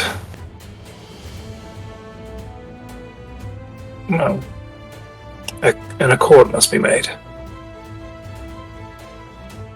What would you like to strike? Firstly, I'd like to know how Zeno was killed and who did it. Well, she'll look to Galen. Yeah, I have more of a... I wasn't there when I saw it happen. I didn't see it happen, but he did, which is probably why I brought him, just in case this was asked. With the blood that's in the stein, I would like to use my control blood to make the form of the man that I saw kill Zeno out of blood. The full scene? Yeah. I'm just gonna animate it basically by doing that. You basically like What a do show! 3D models. 3D models with blood. Yeah. Curious. You're a fun fellow, aren't you? But the level of humomancy you wield outranks what you're outputting.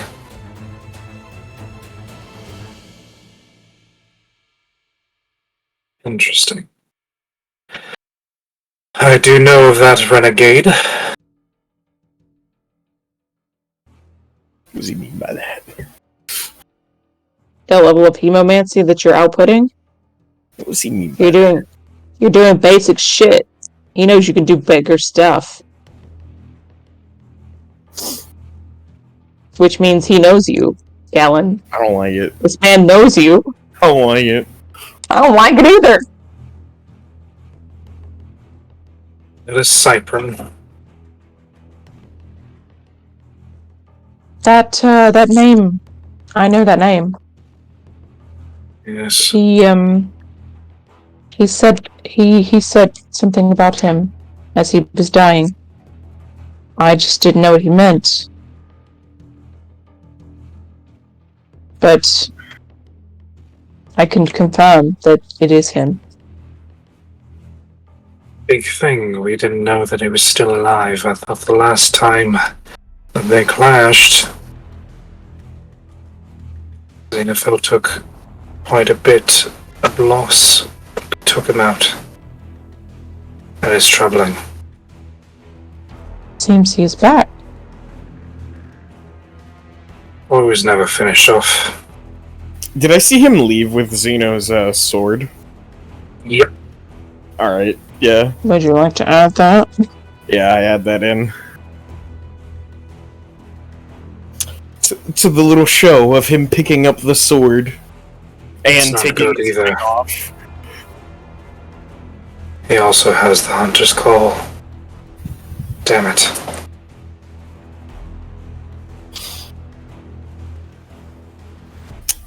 What's that?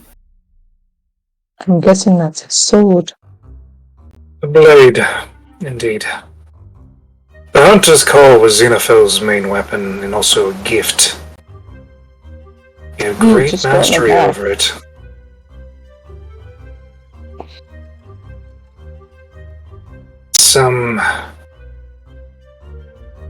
It's very troubling that he has this.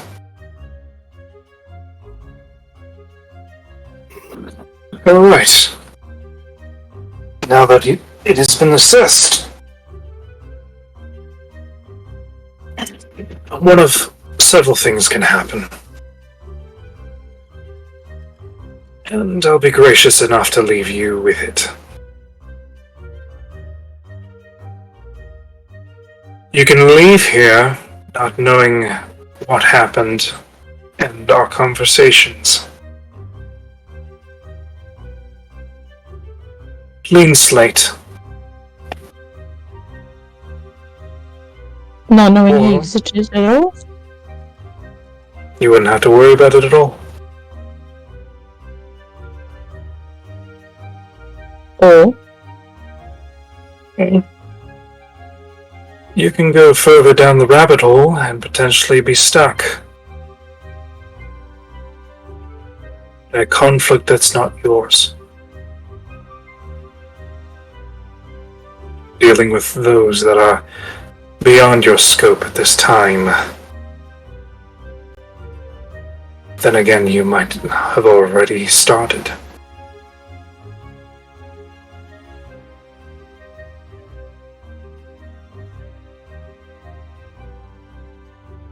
And the third option, if you refuse either, I kill you. Nope. Don't like that. Don't like that option. Not a fun option. Not the correct option. Personally. I never said it was a nice option, I just said it was an option. It would have been painless. I don't think, my father would like that too much.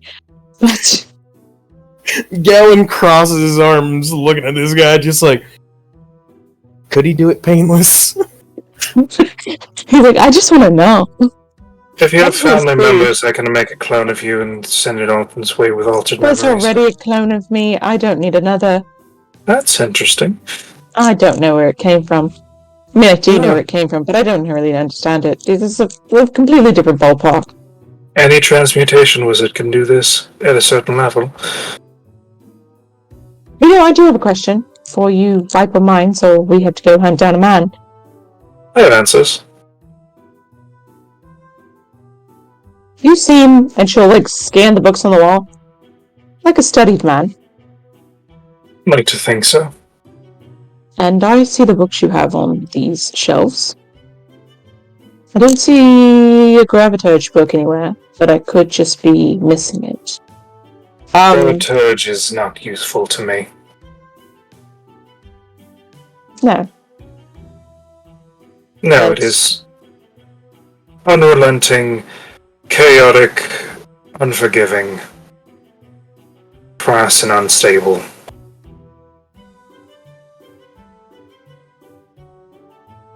Most of the old things I like about it, but...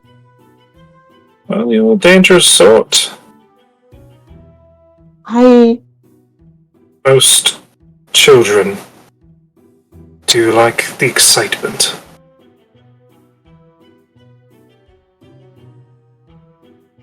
He notices each time he says children, it's like at the back of her head. She does not like that, but she's not going to say anything.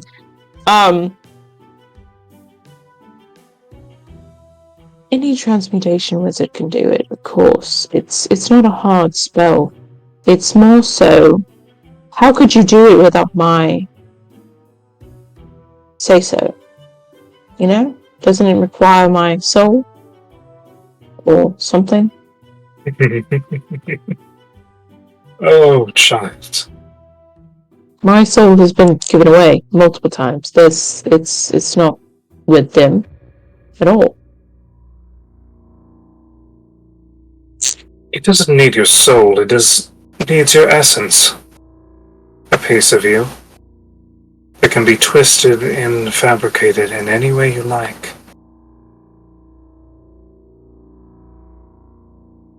How would I make it go away? Just kill it?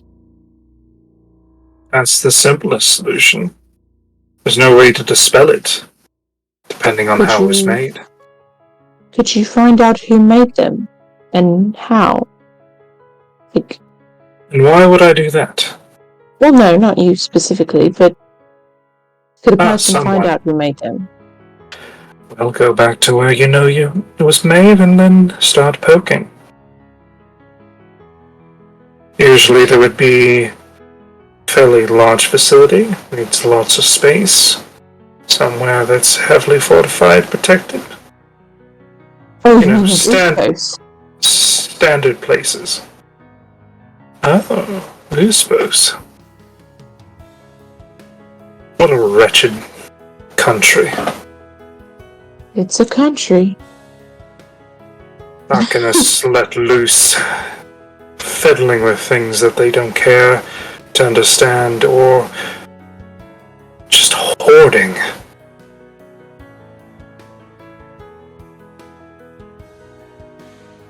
So then again, the young do look for fast tracks, and the weak do clump together.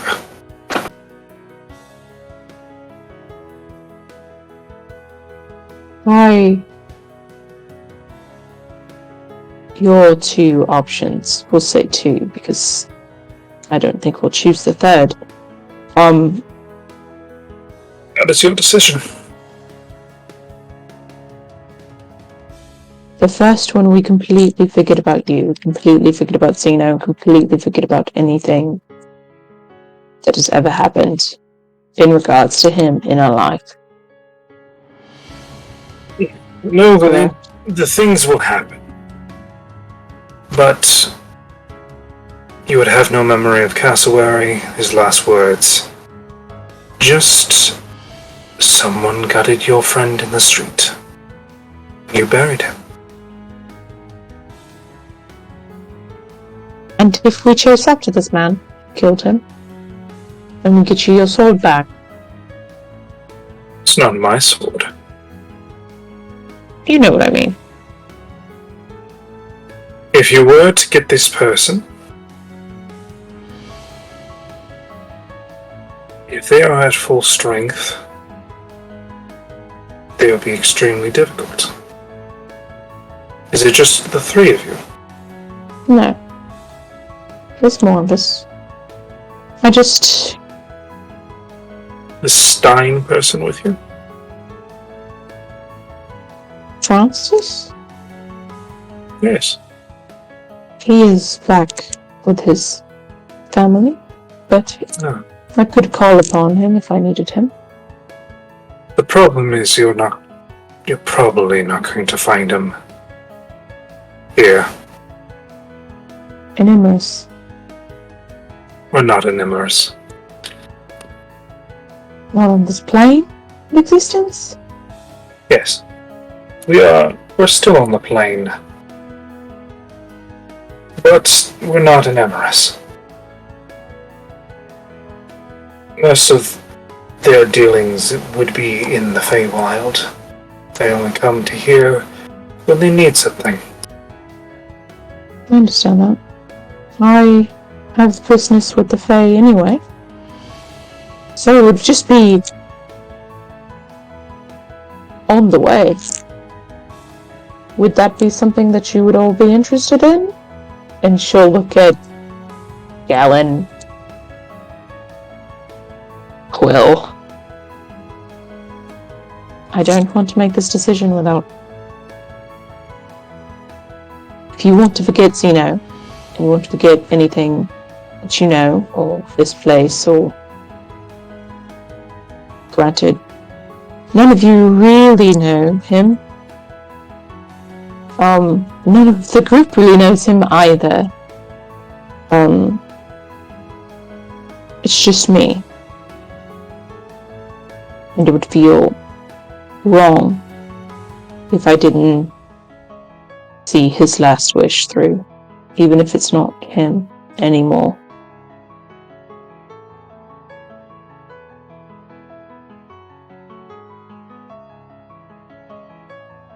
But I won't do it if you don't want to.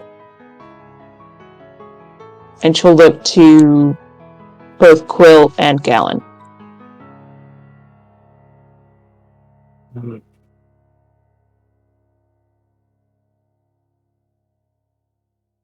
I were to actively deny that this danger didn't exist,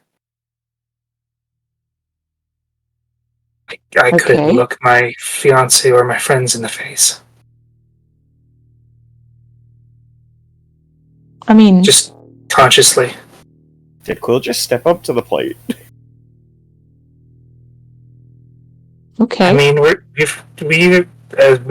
dealing with an entire country full of mages that now have my name and every one of us on their radar, probably. So I'm facing a lot. I did try to hide you the best I could. Does he have to do with the dream? No. No, he does not have to do with the dream. I can tell you right now, he does not have to do with the dream.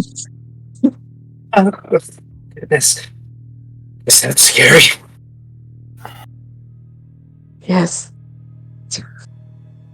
She just, vaguely, looks past this man, she has seen scarier than this man, but, this guy also vaguely smells like death, so she doesn't know that. Mm-hmm. Galen? You know what? I have one question. Go right ahead. That's so boring. Only the one. I have a few, but why do you smell like that? You want to personify what smell you're actually... Death? Oh. Let's just say that you've met another predator of this life. Oh. That's 3 now. Oh, I don't like that. That's 3 now. Good. I have a long history with death. Regardless of my form, I can't outrun it. That taint.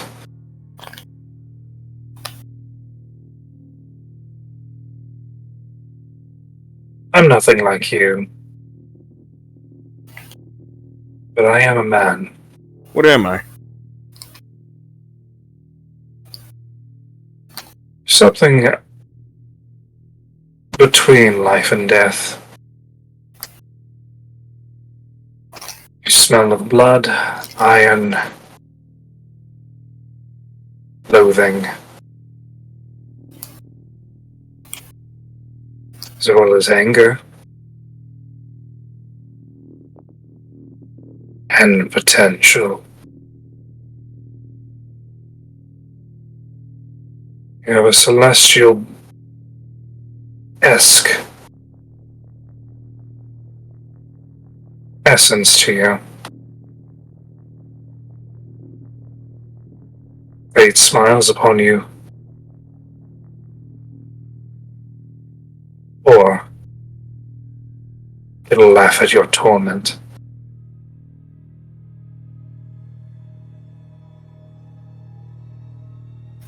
I'd say it's the second one. Depends on your definition. But I do know that you have vampiric tendencies. Ergo, the meal. You looked a little sallow. Thanks, but no thanks. Doesn't come from anyone, if that's what you're wondering. Then what did it come from? Science. Lone blood is very useful. What is? Lone blood. Huh. Helps with injuries. Because magic can only go so far.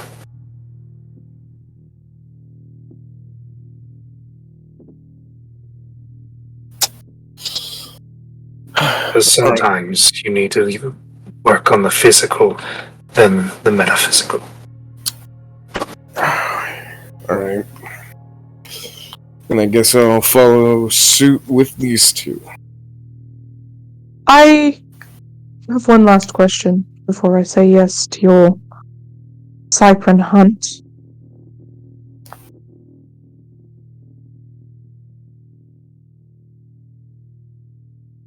Is it possible that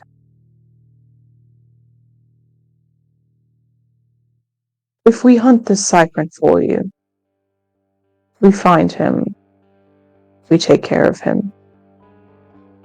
Sure, it's going to be hard, but I notice you have quite a few books on quite a few things. I do? During our hunt for the Cypern, is it possible that we could have a library card, so to speak? The thirst for knowledge. Thirst for power, Mostly maybe. the thirst for old knowledge. Many of the things on on those walls won't help you. A lot of them are journal entries, observations, experiments, things of that nature. Plus, I am merely the gatekeeper. The one's approval that you need is the headmaster.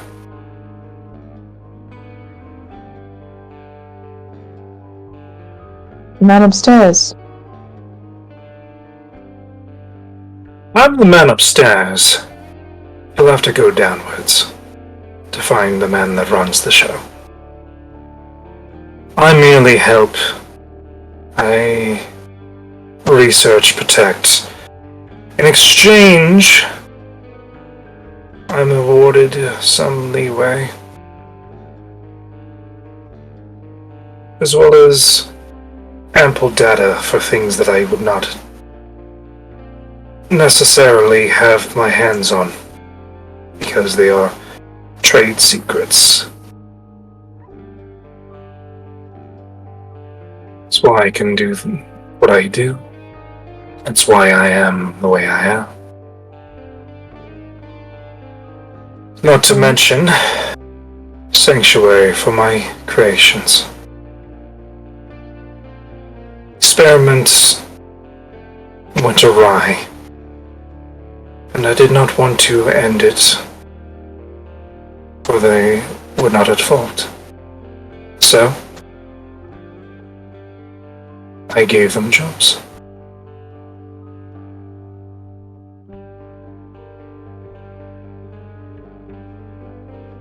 But now the pleasantries have gone with, and Do you accept?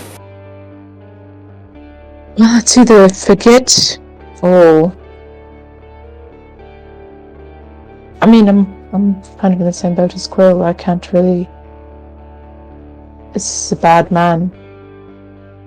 And... Man's one way of looking at it. Sure. I'd say he's more of a puppet. To who? To whom?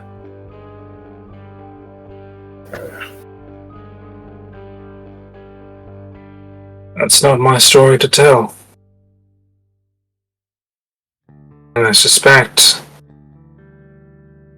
the people that do tell the story are a bit biased. At least in my opinion.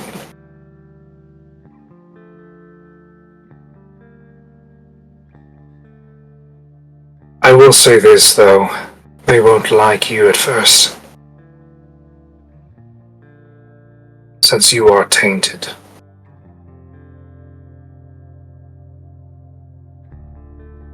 By birth. Looking at you, Olsen. By birth? Yes. Do you mean Dark Elf? Drows, Unseelie, any of them of their lineage, they don't really enjoy or listen too much.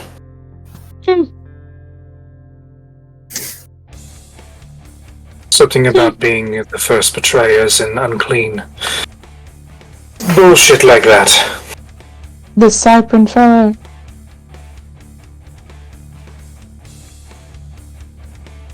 Was once one of theirs. Tainted. Made unclean. Well,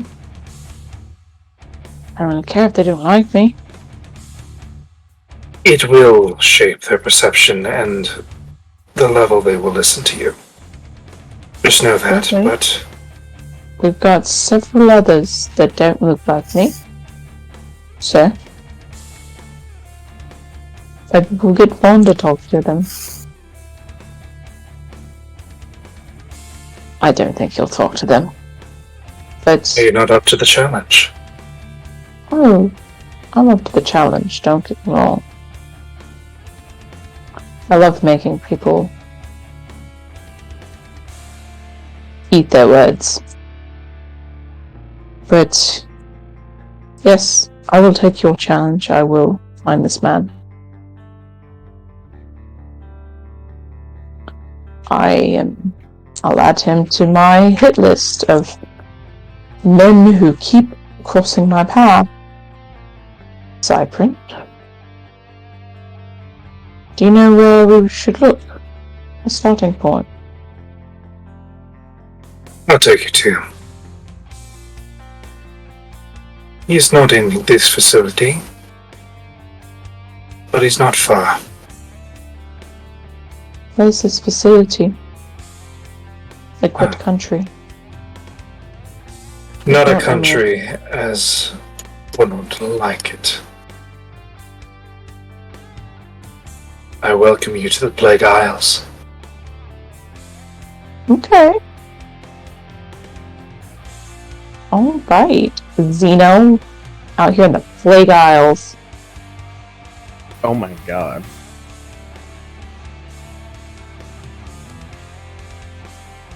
But it's not far. No. Not far as in north or not far as in south.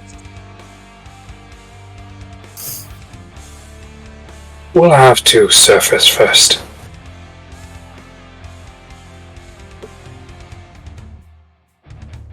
And he will snap his finger and almost like a screen, you start to see light outside from a pseudo-sun light source from underneath a dome that is being wrapped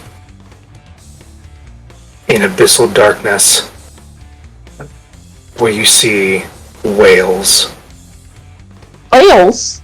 outside of this large dome from up on the high We're underwater? and moving. We're in a submarine? Oh, how fun. As you look and see the surrounding areas, you see jungle villages. And you see that you are on the back of a turtle.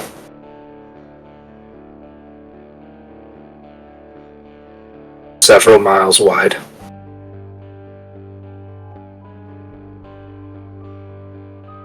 Okay. And we go back to Akira. Okay. Plague Isles. Great. How does one get back?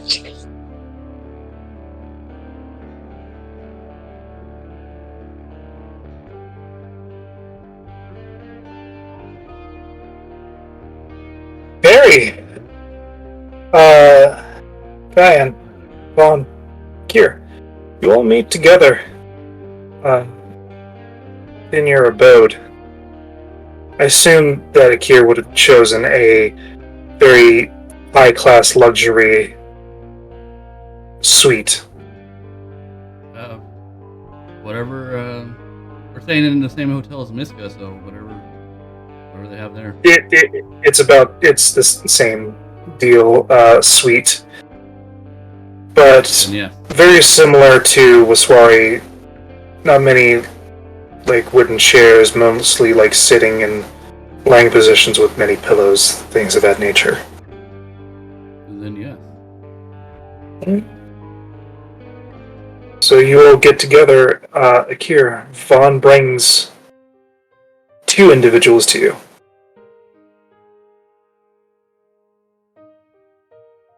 Vaughn, your mic.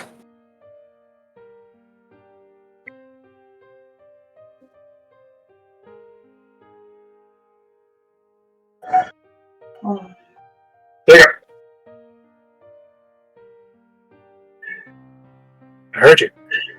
Yeah, no, we're here. Lindsay's doing a thing. Okay. Ready?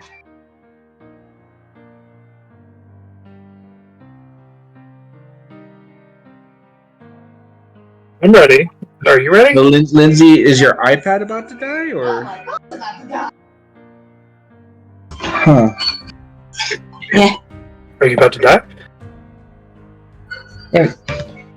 I apologize. I am into a new craft, and that take. Alright.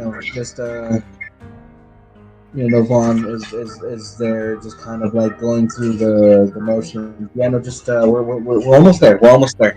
Are we? I'm not 100%. You're there. I'm here. I'm not 100% familiar with what all of the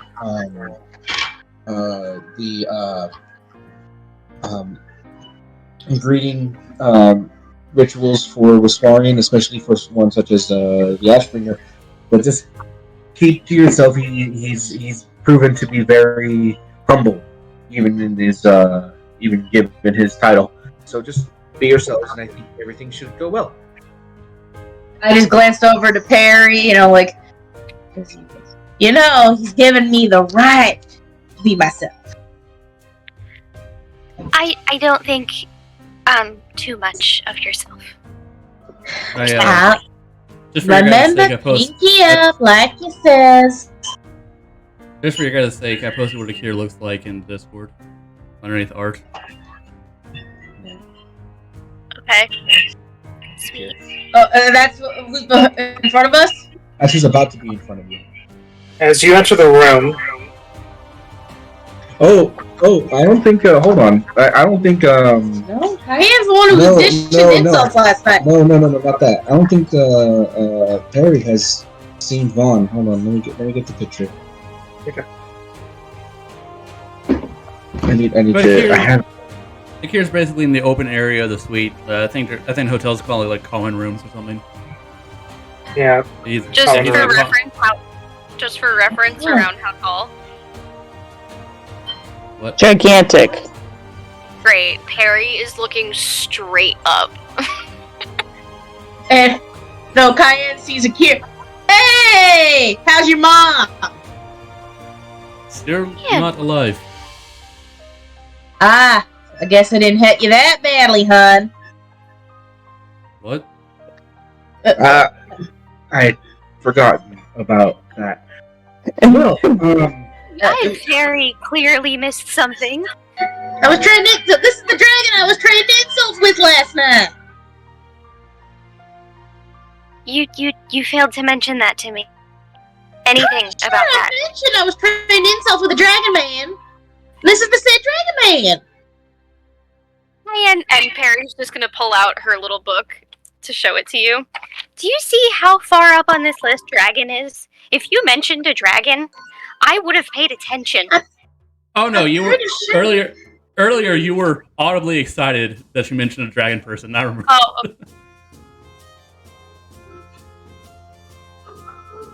So she did mention it, and I do remember Perry being like, "Dragon."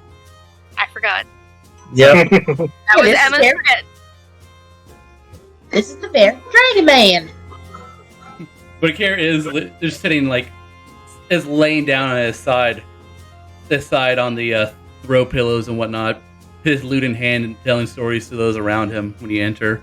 And behind him lies his actual dragon, a drake. Perry. Again, Perry's eyes are gonna widen, and she's just gonna go.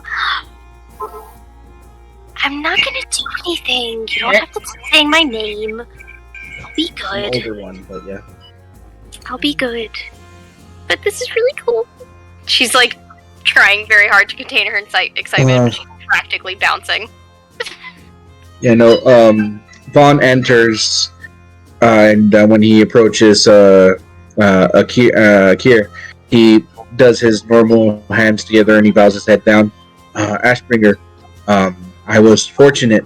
It seems fortune smiles upon us this day, and not only was I looking for them, it seems they were looking for an opportunity that we presented as well.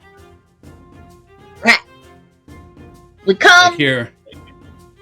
Akir stands, stretching his wings out as he looks at them, putting his lute away. So, they are the ones that you decided to bring into the tournament? Well, they're interested in joining. They themselves are not associated. Well, they are Fae. We are free agents. Free pay agents. Not meaning we don't work for a little gold, but we aren't tied to no one. We offer our humble services.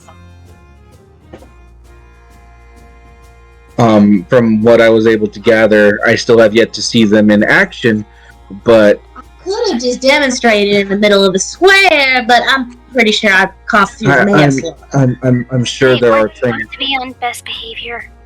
Hey, he said he wanted a demonstration.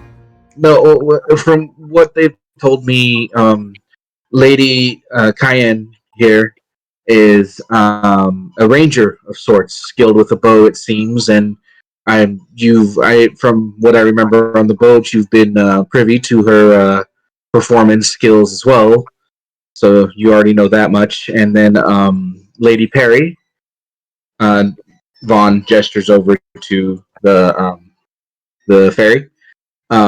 She has stealth qualities about her. Perry will kind of dust off her skirt and just do a little curtsy.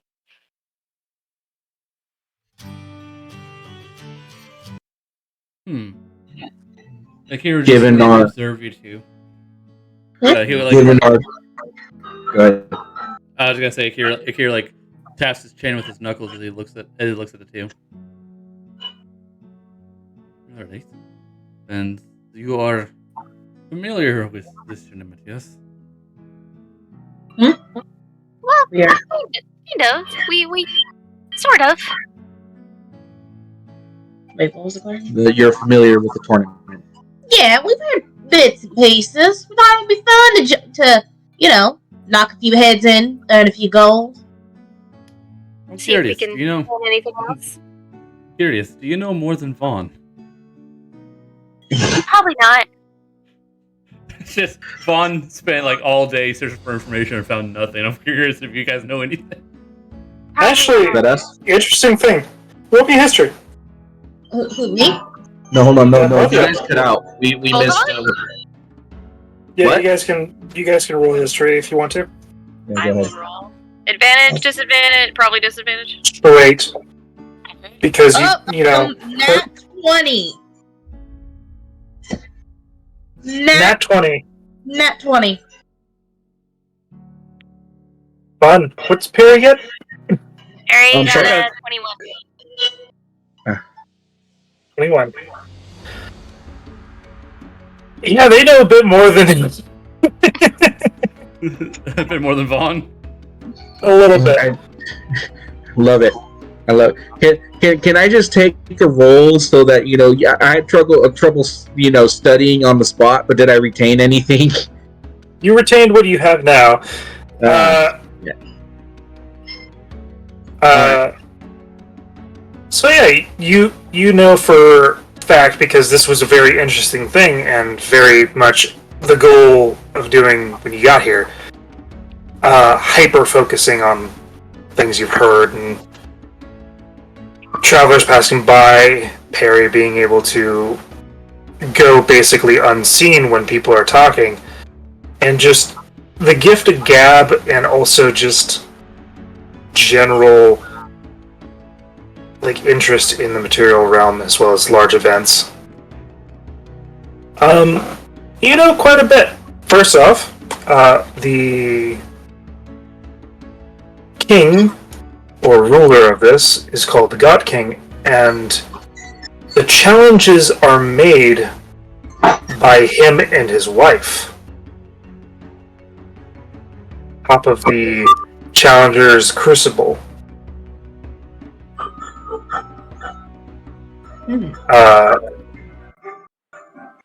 There are also ways to actually find out some of the entities for the Beast Challenge if you wanted to. Sneak and find them. And there seems to be, every, monumental year, there is always a special event. For the 25th year, there was actually 7 challenges. And one of the rewards was actually becoming a regent or a confidant added to the council to the king. As well as they use planar travel for some of their games to add a level of adaptability and change, because some things you can't recreate on the material realm.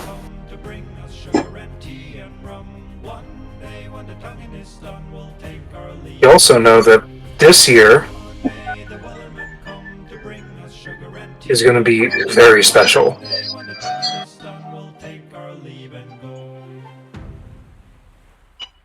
So it's the bicentennial?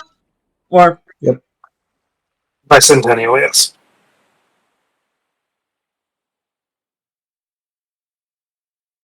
Akira just sort of walk over to Vaughn and just whisper to him, "So far, how's it doing within you in the reconnaissance end?" I haven't had the most time, and I'm not familiar with this land and its writing. He's blessed about 2 pretty ladies comforting him. She just kind of lightly jabs him. What? I had more time. This is all relatively new to me, so I'm kind of still getting my bearings. But from what I was able to see, a lot of people are forming groups faster than we will be able to probably find extra help. So I grabbed the first two I could get. And I don't mean that I was specifically seeking the We out. means nothing bad, hun. If anything, you got yourself a bargain. We 2 for 1. And yes, I'm sure within the next couple of days before the games, hopefully Holston and Galen, or Lady Holston and Master Mara will have returned along with Master Quill, and soon we will be able to get a gauge on exactly who will be there, and we can perhaps do some training to get a better gauge of each other's skills. Alrighty. So I guess we just, meet cute. Excuse me? What? Cute, talk amongst ourselves. Hi, how are you? My hobby is drinking, partying, and give gab. She means get to know each other. What she said. I see. I suppose that would I feel like, if of course that's the decision is the Ashbringer's. It's his final say. Is he like the de facto leaders of y'all? In this instance, I would refer to him. We are here under his lord's charge. So is that like your full name? Do you have a nickname or? Ashbringer is my nickname. It's my title. My full name is Akira Al-Sarach. Okay, so Ash. I'm just gonna call him Ash. I think his name's Akir. Akir. Akir. Akir. Akir. She's just trying to get used to it. You'll get it. Rolls off the tongue. And you said there are more of you? Right now, yes. the standing party is going to be Vaughn, myself, one of our stronger members, and then it sounds like you two, as well as my Drake here. Wait, the dragon's part of the party? And she just points to the one behind here. Yeah, the Drake just sort of looks up to you, ears perked as you say dragon, and just sort of goes back to sleeping. Is she friendly? She is. Feel free to say hi. This is Sarah. Oh, hi, pretty baby. She's gonna kind of cautious step. Yeah, Perry's just walking right towards her. So the Drake is colored blue, covered in feathers, but it has a strange tinge of glowing colors along her sides in the form of stripes that glow based on the element she's currently inhibiting. Oh, aren't you just a pretty little thing, aren't you? Beautiful. Where did you find her? She looks like something from our realm.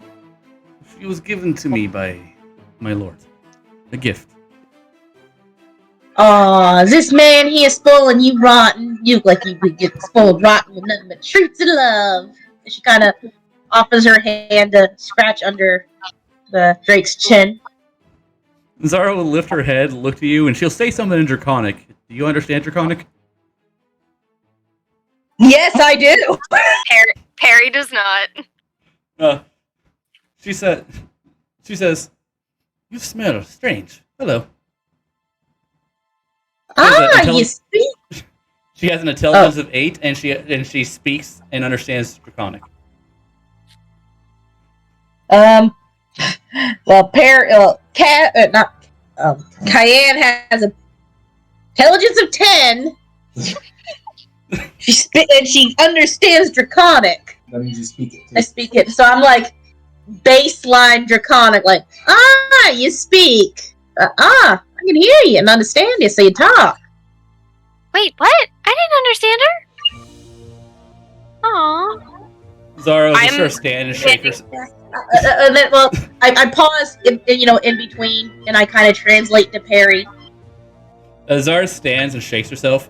Zara stands. She's a medium creature, so she stands about between 5 and 6 feet tall. Perry looks up. Just whoa. Oh, so she's a few inches taller than me. As you guys are talking to Zara, Kira just wander over to Vaughn and whisper to him. So, how do you feel about their combat abilities? Did you get any feelings about them as they walked? Judging, and again, while you guys are distracted by the Drake, given from what I know specifically more about bodily physiques, obviously the fairy at her size would, I'm sure, would aid in her ability to stealth. They made mention that she has a tendency to slip behind enemy lines in combat when necessary, so she might have a talent for that there, and that's something, from my understanding, we don't have access to amongst our number. And, well, yes, we have Holson, that's, if she joins, capable of using her magic as she sees fit, but having a reliable bow, looking at her shoulders and her back, she has a strong bow arm. Okay. So the little one I can buff with greater invisibility. And a bow arm one. Here. I think I would be willing to wager that she has she's skilled, talented with her bow, no doubt, and there's an interesting air of confidence about her. They seem to be making light of this entire tournament, but they're here with intent. Well, at least they are dedicated fae, at least. No offense. Oh, no, I understand. During your travels, did you happen to find some sort of brawler's den or somewhere we can take them to fight so we can get an idea of their actual capabilities? I'm sure there's a bunch of them around the town right now, right? There's a bunch of, amateur circles, but if you're looking for a dedicated one, that'll actually be a roll. If you give me some time... Oh yeah, Basically, I'm asking: is there a fighter pit nearby so I can just pit those two against two randoms to see how they do? I suppose. I don't think their skill sets would lead to them being perhaps the best in a fighting pit itself. But if it's something you want to look into, I could probably find one that's suitable so that either me and you can join them, or at the very least me. We need adaptability as well as power. Because there might come a situation where they are forced to be in some sort of fighting pit. I can agree with you there. I can perhaps look for something if you give me enough time. There's plenty of options. Is there a particular grade you're looking for? Something on the smaller scale, or something Moderates. Moderates. 3 at most. I can see what I can do. Do you want me to take them with me, or do you wish to host for them until I get back? Ladies, Akira will say out loud. Yes. I was hoping to get an idea of your combat abilities. If you would, I would like you to join Vaughn to find a fighter's pit so we can evaluate you on a 3 versus 3 combat scenario. And Perry will notice a wicked smile form on Cayenne's face, and she kind of cracks her neck. I've been needing to do a little stretching. Remember, I'll be that on. I went southern. We I'll have to be stay within the lines. Wait, what? We have to stay within the lines. Don't get too carried away. I won't murder them. Obviously, we need to get in their good graces. I didn't mean them. I meant whenever we fight. Vaughn gets up. As I said, confidence. If Vaughn has deemed your combat abilities acceptable, then I will hire you on, and then we will discuss pay. Pay? I like the sound of that. You had me at that. Of course, you said you would do this for cash, and there's no guarantee we will win, so get something out of this. Understood.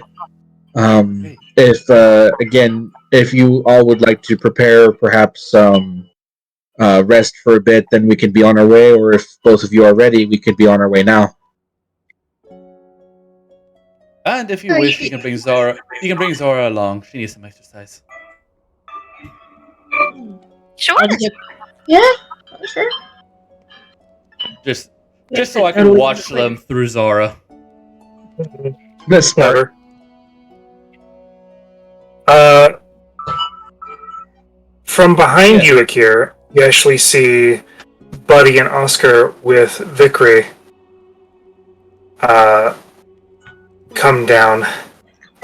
Oh, yeah. Robot? So you guys Do you know, remember Vickery is another Drake we have. She is white and scaly, She's- unlike. Zara is more like a raptor. If I remember correctly, right? Yeah, because that was what models they had available. Yeah, Zara is Yeah. more like a raptor, and she's feathery. Vickery is smaller, but bigger, like more muscular, and white scaled. On all fours. It's the difference from between a like Saint Bernard versus a cane carna or like a pit bull. Yeah. Harry is just like overjoyed. What did you had two? Well, now That's the you most should. I've ever seen ever. Wait, this Just so man you has know, Vickery is smart enough to speak our language, and she's more independent than Zara is. Who are these females? I don't know yet. and she's speaking in Draconic. No, She's speaking in like general area mind. Oh, so Hello. I'm not listening. Never mind. Whoa. She's speaking telepathically. Mm-hmm. So we would hear it. Man, showing off much. That's so cool. Hi, I'm Perry. Howdy, mine's Cayenne. Are you joining? If we're proven worthy, I guess. I see. To be honest, from what I've seen in the lower tier of fighting rings, which I intend for us to go, I feel like we shouldn't have too much of an issue. That being said, again, when at your ready, ladies, we will go when you're ready. The impression that Miss Perry? I think I'm good. I think I've got enough bolts. Same here. We're ready. I've got this, and I'll take out my dagger again and just twirl it in my hands. Very good. Master Oscar, Master our buddy, And these are new companions of ours, Lady Cayenne, and then Lady Perry. So they will be joining us. For the two of you, for reference, you see what looks to be a young teenage boy being flanked by the Drake of almost crystalline to like pearlescent white scales. Has curly hair.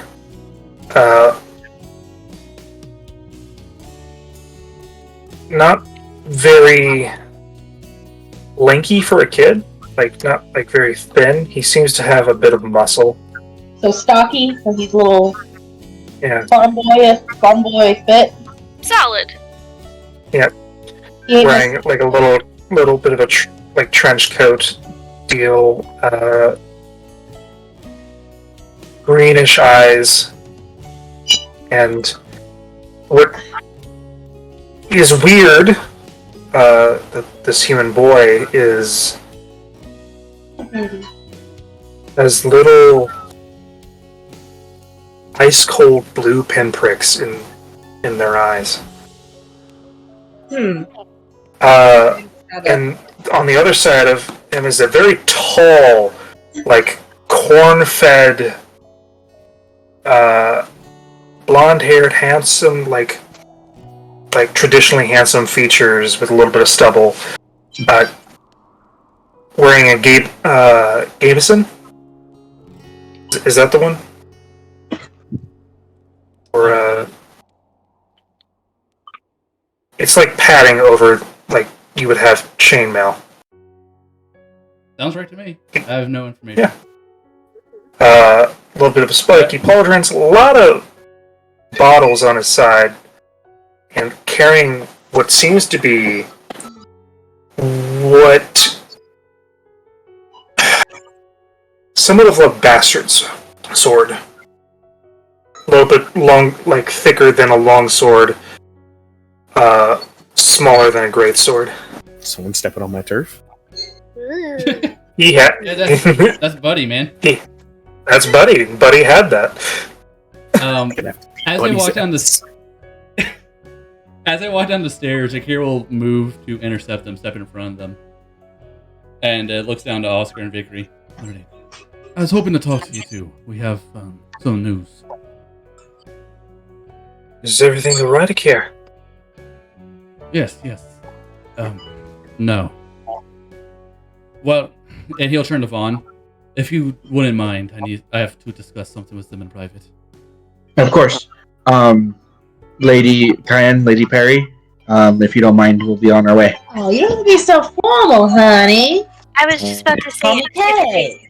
just Perry's fine. Lady Perry, I'm just You Perry. are fighting a losing battle, my friends. Yeah. I'm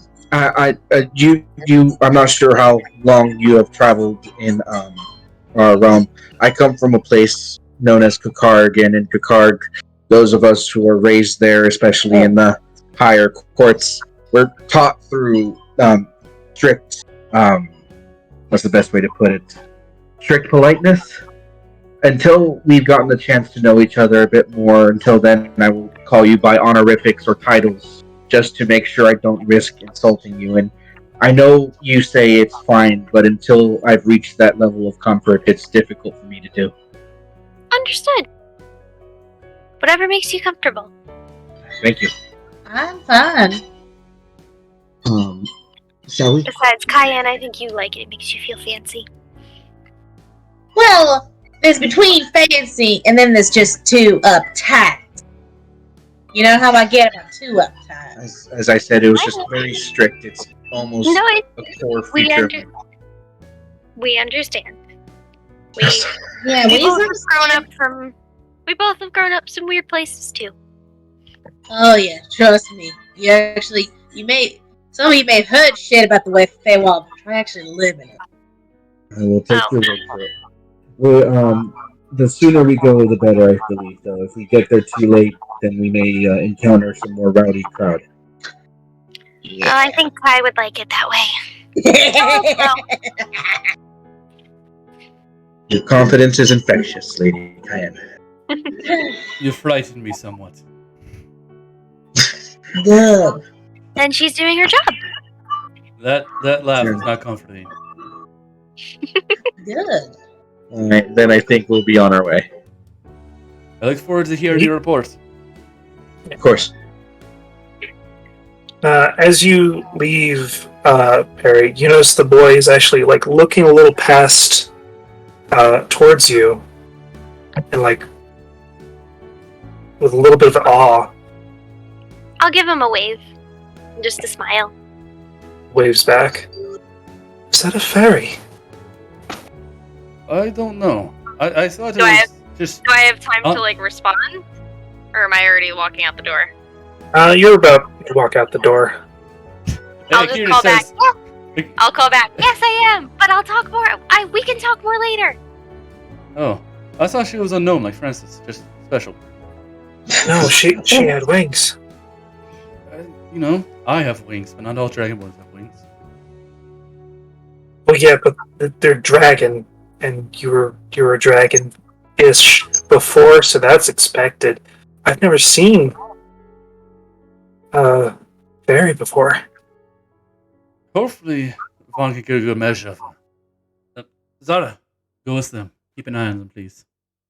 And Zara will like, nod and rush out the door after you guys. I'll be on Cayenne's shoulders again. Come on, little lady. I don't you- even ask. I just flutter up and just take my seat. Just It's so gonna you know, get a little rowdy. you can actively mount Zara. She actually has a trait of mount. Wait, we actually gonna ride the dragon. You can. You can if She you does- want to. She's not a dragon. She's a drake. She doesn't have wings. She doesn't have wings. She can fly. Oh shit! I got my creatures backwards. No, No, you're correct. Okay. Yeah, you're correct. Most drakes don't have wings, but this is a Drake Warden pet who gain wings at level 7. All right. You were right. So she right. can actually, fly, and she has a movement speed of 40. Cool. It's a bit. As they leave, Akira will turn back to Buddy and Oscar and Vickery. So I received some news from my friend about the dragons that we came here for. Yeah. And he'll look to the side to where Epoch is standing. Epoch's Epoch- leaning up against a wall like a... Epoch is an invisible entity, visible only to Oscar and me, that exists within our psyche. He is a creature a suit of armor made out of starlight. And and Akira will look to him and says, he was there. I don't know how much he told you. He told me a bit. Something's weird. I don't know if you feel it. Do you mean weird right now or weird about this whole scenario? This place. Do I feel it? I'll roll an insight. Is it insight or arcana? It's an insight. I'm not great at that, but I'll add my bardic inspiration if I have to. I can use it. Yeah, 18. I'll stick with that. 18. As he starts to speak and give notice to it, start to think about it and focus in on your senses. And there is something strange about this place. Almost a chill, like you being watched. When he says this place, or when you say this place, this room or this land in general? The general area, as well as... It's as if you didn't notice before, but now you do. Since you took a step here, something's been watching. I'm going to try something. I'm going to try to cast a spell in this area. Okay. You cast a spell? Yeah, dispel magic. I call it Mage Be Gone. Okay. Just roll me a lovely spellcasting ability check.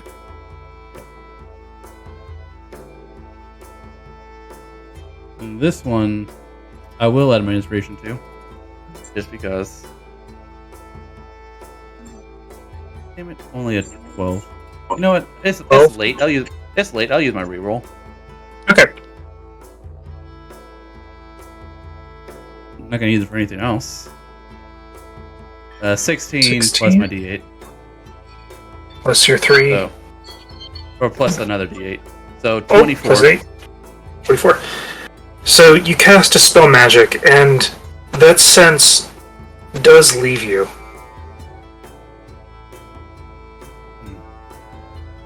A scrying sensor, or a clairvoyant spell of some sort. We've dealt with those before. To be safe, though, and while the sense is gone, I will activate my my psychic whispers so we can communicate non-verbally. So for 2 hours, Buddy, Vickery, because Buddy doesn't need to be involved. I don't think he has anything to do with the White Dragon.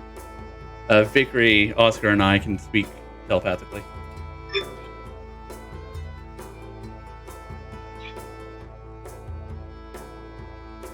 Oh. So I don't feel it anymore. Yes, a scrying sensor, I believe it was. Maybe someone trying to gain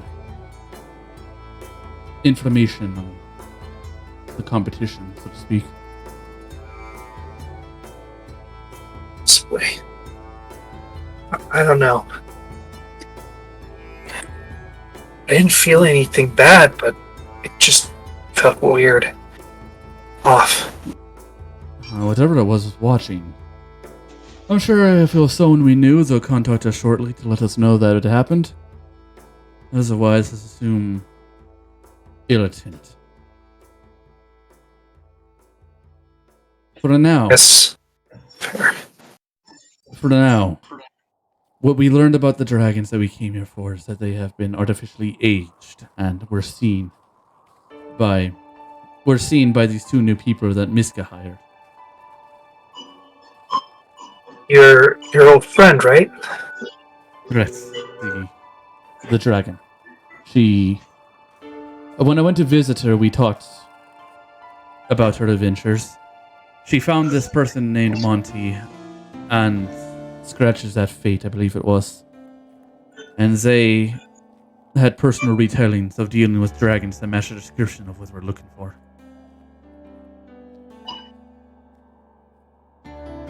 So, what do we do?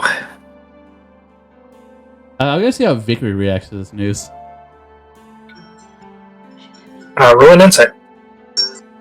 Yeah, because she's more attached to it than the rest of us. Only a 10. You can definitely see it on her draconic face that she is both saddened and frustrated. So, they've been aged out of what they were supposed to be. And turned That makes this far more dangerous. And according to the testimony, they were changed into some sort of monsters. I'm gonna look at Epoch and speak to him telepathically. How does this affect the deal that was made between you, Oscar, and myself? We can only retrieve the dragon eggs because they're no longer eggs. That's not necessarily what is true.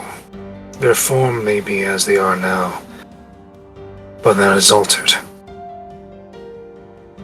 I don't know if it's possible, but maybe we can reverse the effect. So is that your quest now? Try to revert the dragons back to normal? They are of opposition. We should take them down, but not kill them. That is no small order. Because if they were put on display, they'd raise an entire city for an auction. It has to be him. Who? The three-headed staff wielder. The one that compelled your prior And I'm gonna look taker to of this quest. And I'm gonna look to Oscar. The one from your dream, remember? It's not Zeno, it's... No. You had a dream about all three wielders of the shield. And there's just one person who was in each aspect of the dream. It was a person wielding a staff with two heads. Or multiple heads. I assume you're working with Mr. Black. Ambic was the one who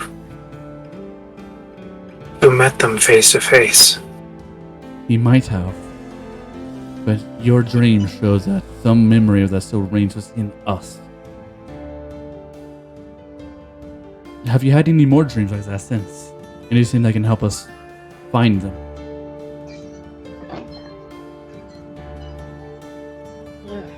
I don't know how to focus them. They're too much.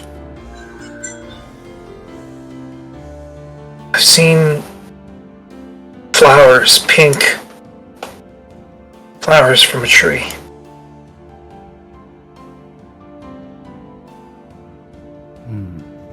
One hiding in the water or is in the water. I don't know. And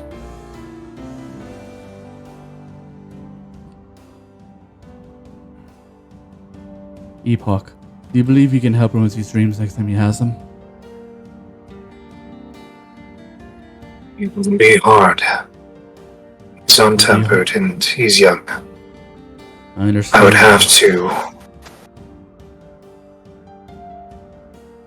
would have to renege on a little bit of our deal. Which parts? I'll have to age up a little bit. Yeah. So it can withstand the mental strain.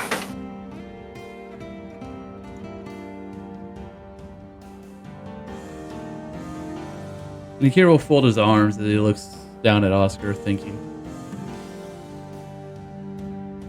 Francis won't be happy, but it's also not our choice. We can find a lead without this, Oscar, but if it's a task you wish to undertake, I won't stop you. Much. A year, maybe 2.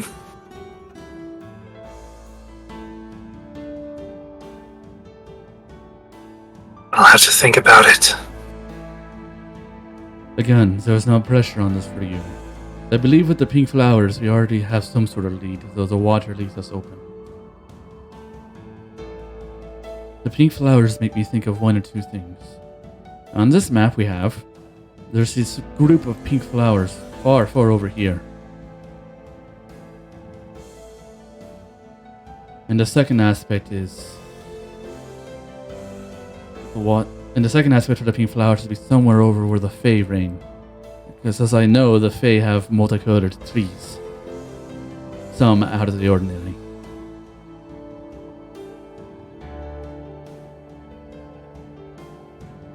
Yeah, so Francis has a radio over here by your homeland.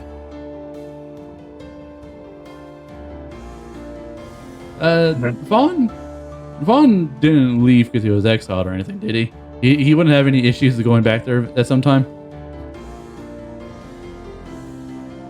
Yeah, so I have to ask him when you see him again. Yeah.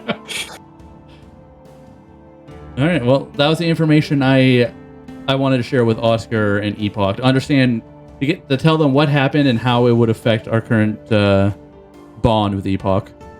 Right now, the only thing that's changed is the goal. Instead of finding eggs, we need to find the dragons.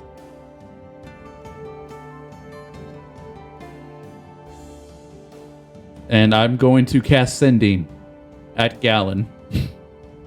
Okay. It goes through. Oh, good. You're on this realm now. Hey, Gallon. Hey, they didn't leave. And just use you just put that there so it gets rid of the spell slot in case something else happens today. Mm-hmm. Alright, so I contacted Gallon, saying, Gallon, it has been a while. Haven't seen you or Coulson. Some events have popped up. Return when you can.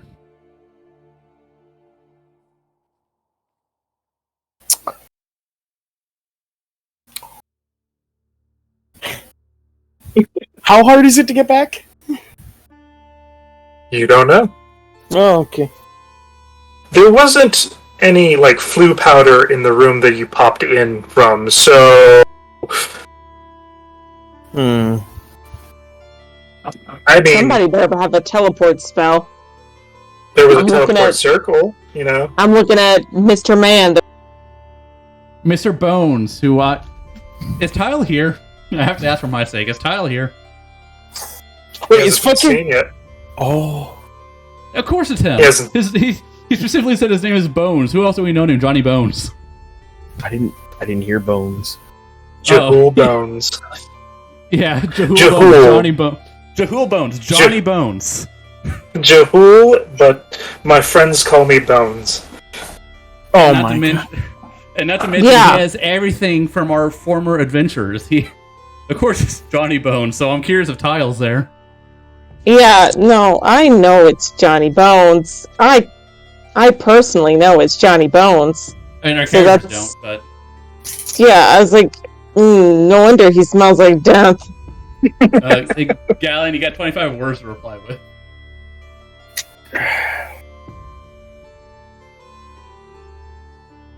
Yeah. We'll make First our word, yeah. way back when we can.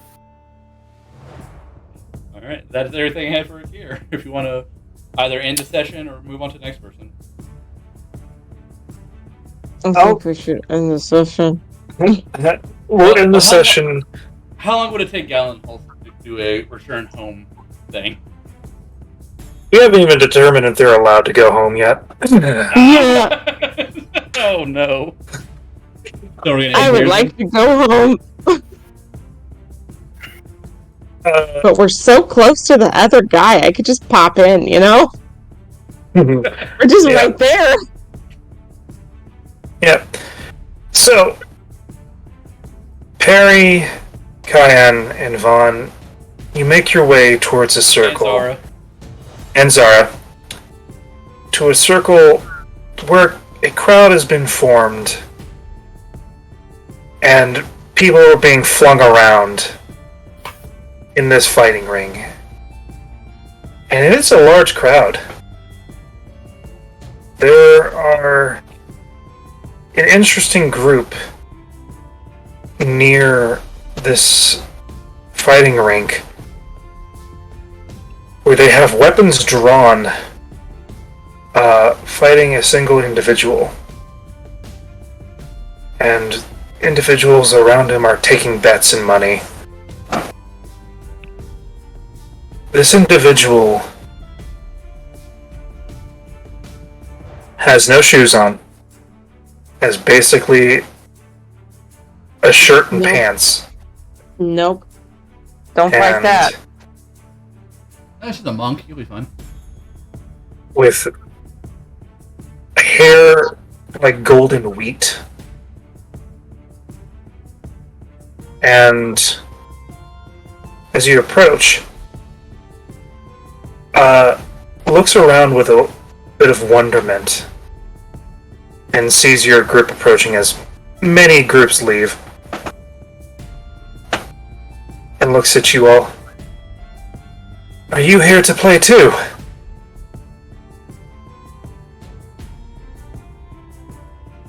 That depends on what you mean by play. But I think so.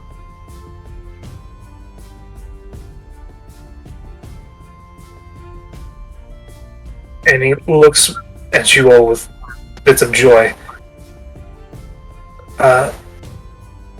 1, 2, 3, 4? Questioning. Zara shakes her head. 2, 3? I think just 2? Looks over. It's up to Vaughn if he wants to join or not. Does Vaughn want to fight? Nope. They were no wonder. That entire time. Sorry. Yeah, no, Vaughn pushing his way through. Like, excuse me, is this an active ring? Is this? Oh yes. We were hoping for an opportunity to mayhaps find a bout for a 3 versus 3, mayhaps. To give us an opportunity to gauge each other's skills. We're contemplating joining as a troop, and we're looking for an opportunity if there's anything available here. I noticed that there was open carry weapons in this ring. Looks towards you.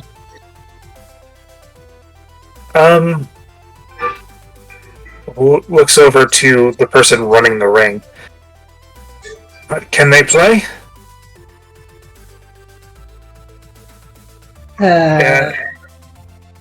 And the person that's running this ring is a woman clad in armor with a very tight braid. Yes, is there perhaps a group of 3 that would be willing to challenge us on perhaps some sort of bout? I don't know if 3 would be the number you'd be fighting. This is currently a betting bout, but there's one over there if you would like. I see. Do they allow weapons? Yes. Yes. From what I know. Huh? From what I know. I see. Thank you for the directions. Yep. As you pass by, you see a emerald green thrycreen, as well as a large Goliath and the man in robes conversate as 3 more enter this ring with this person. So did that night lady tell us who to talk to about the ring? Yep. Was it this thrycreen? Yep. Vaughn will approach the thrycreen. Excuse me, sir. You wouldn't happen to be seeking out participants for your ring, would you? Yes. We have many choices. Would you happen to have anything for 3 participants versus perhaps another 3? Put your names up, and then we will gather 3 others. Ah, I see. And you allow open carry of weapons in the fighting ring, correct? Of course. Are there any other rules that we should know beforehand? Do not kill. Of course, that's exactly what we're seeking. If you have any arrows, I believe there are blunts. Bolts. I look over to Cayenne. I believe one of us do the proficient in... Yeah. Bows. My bow and arrows. Bolts. The both of them, sir.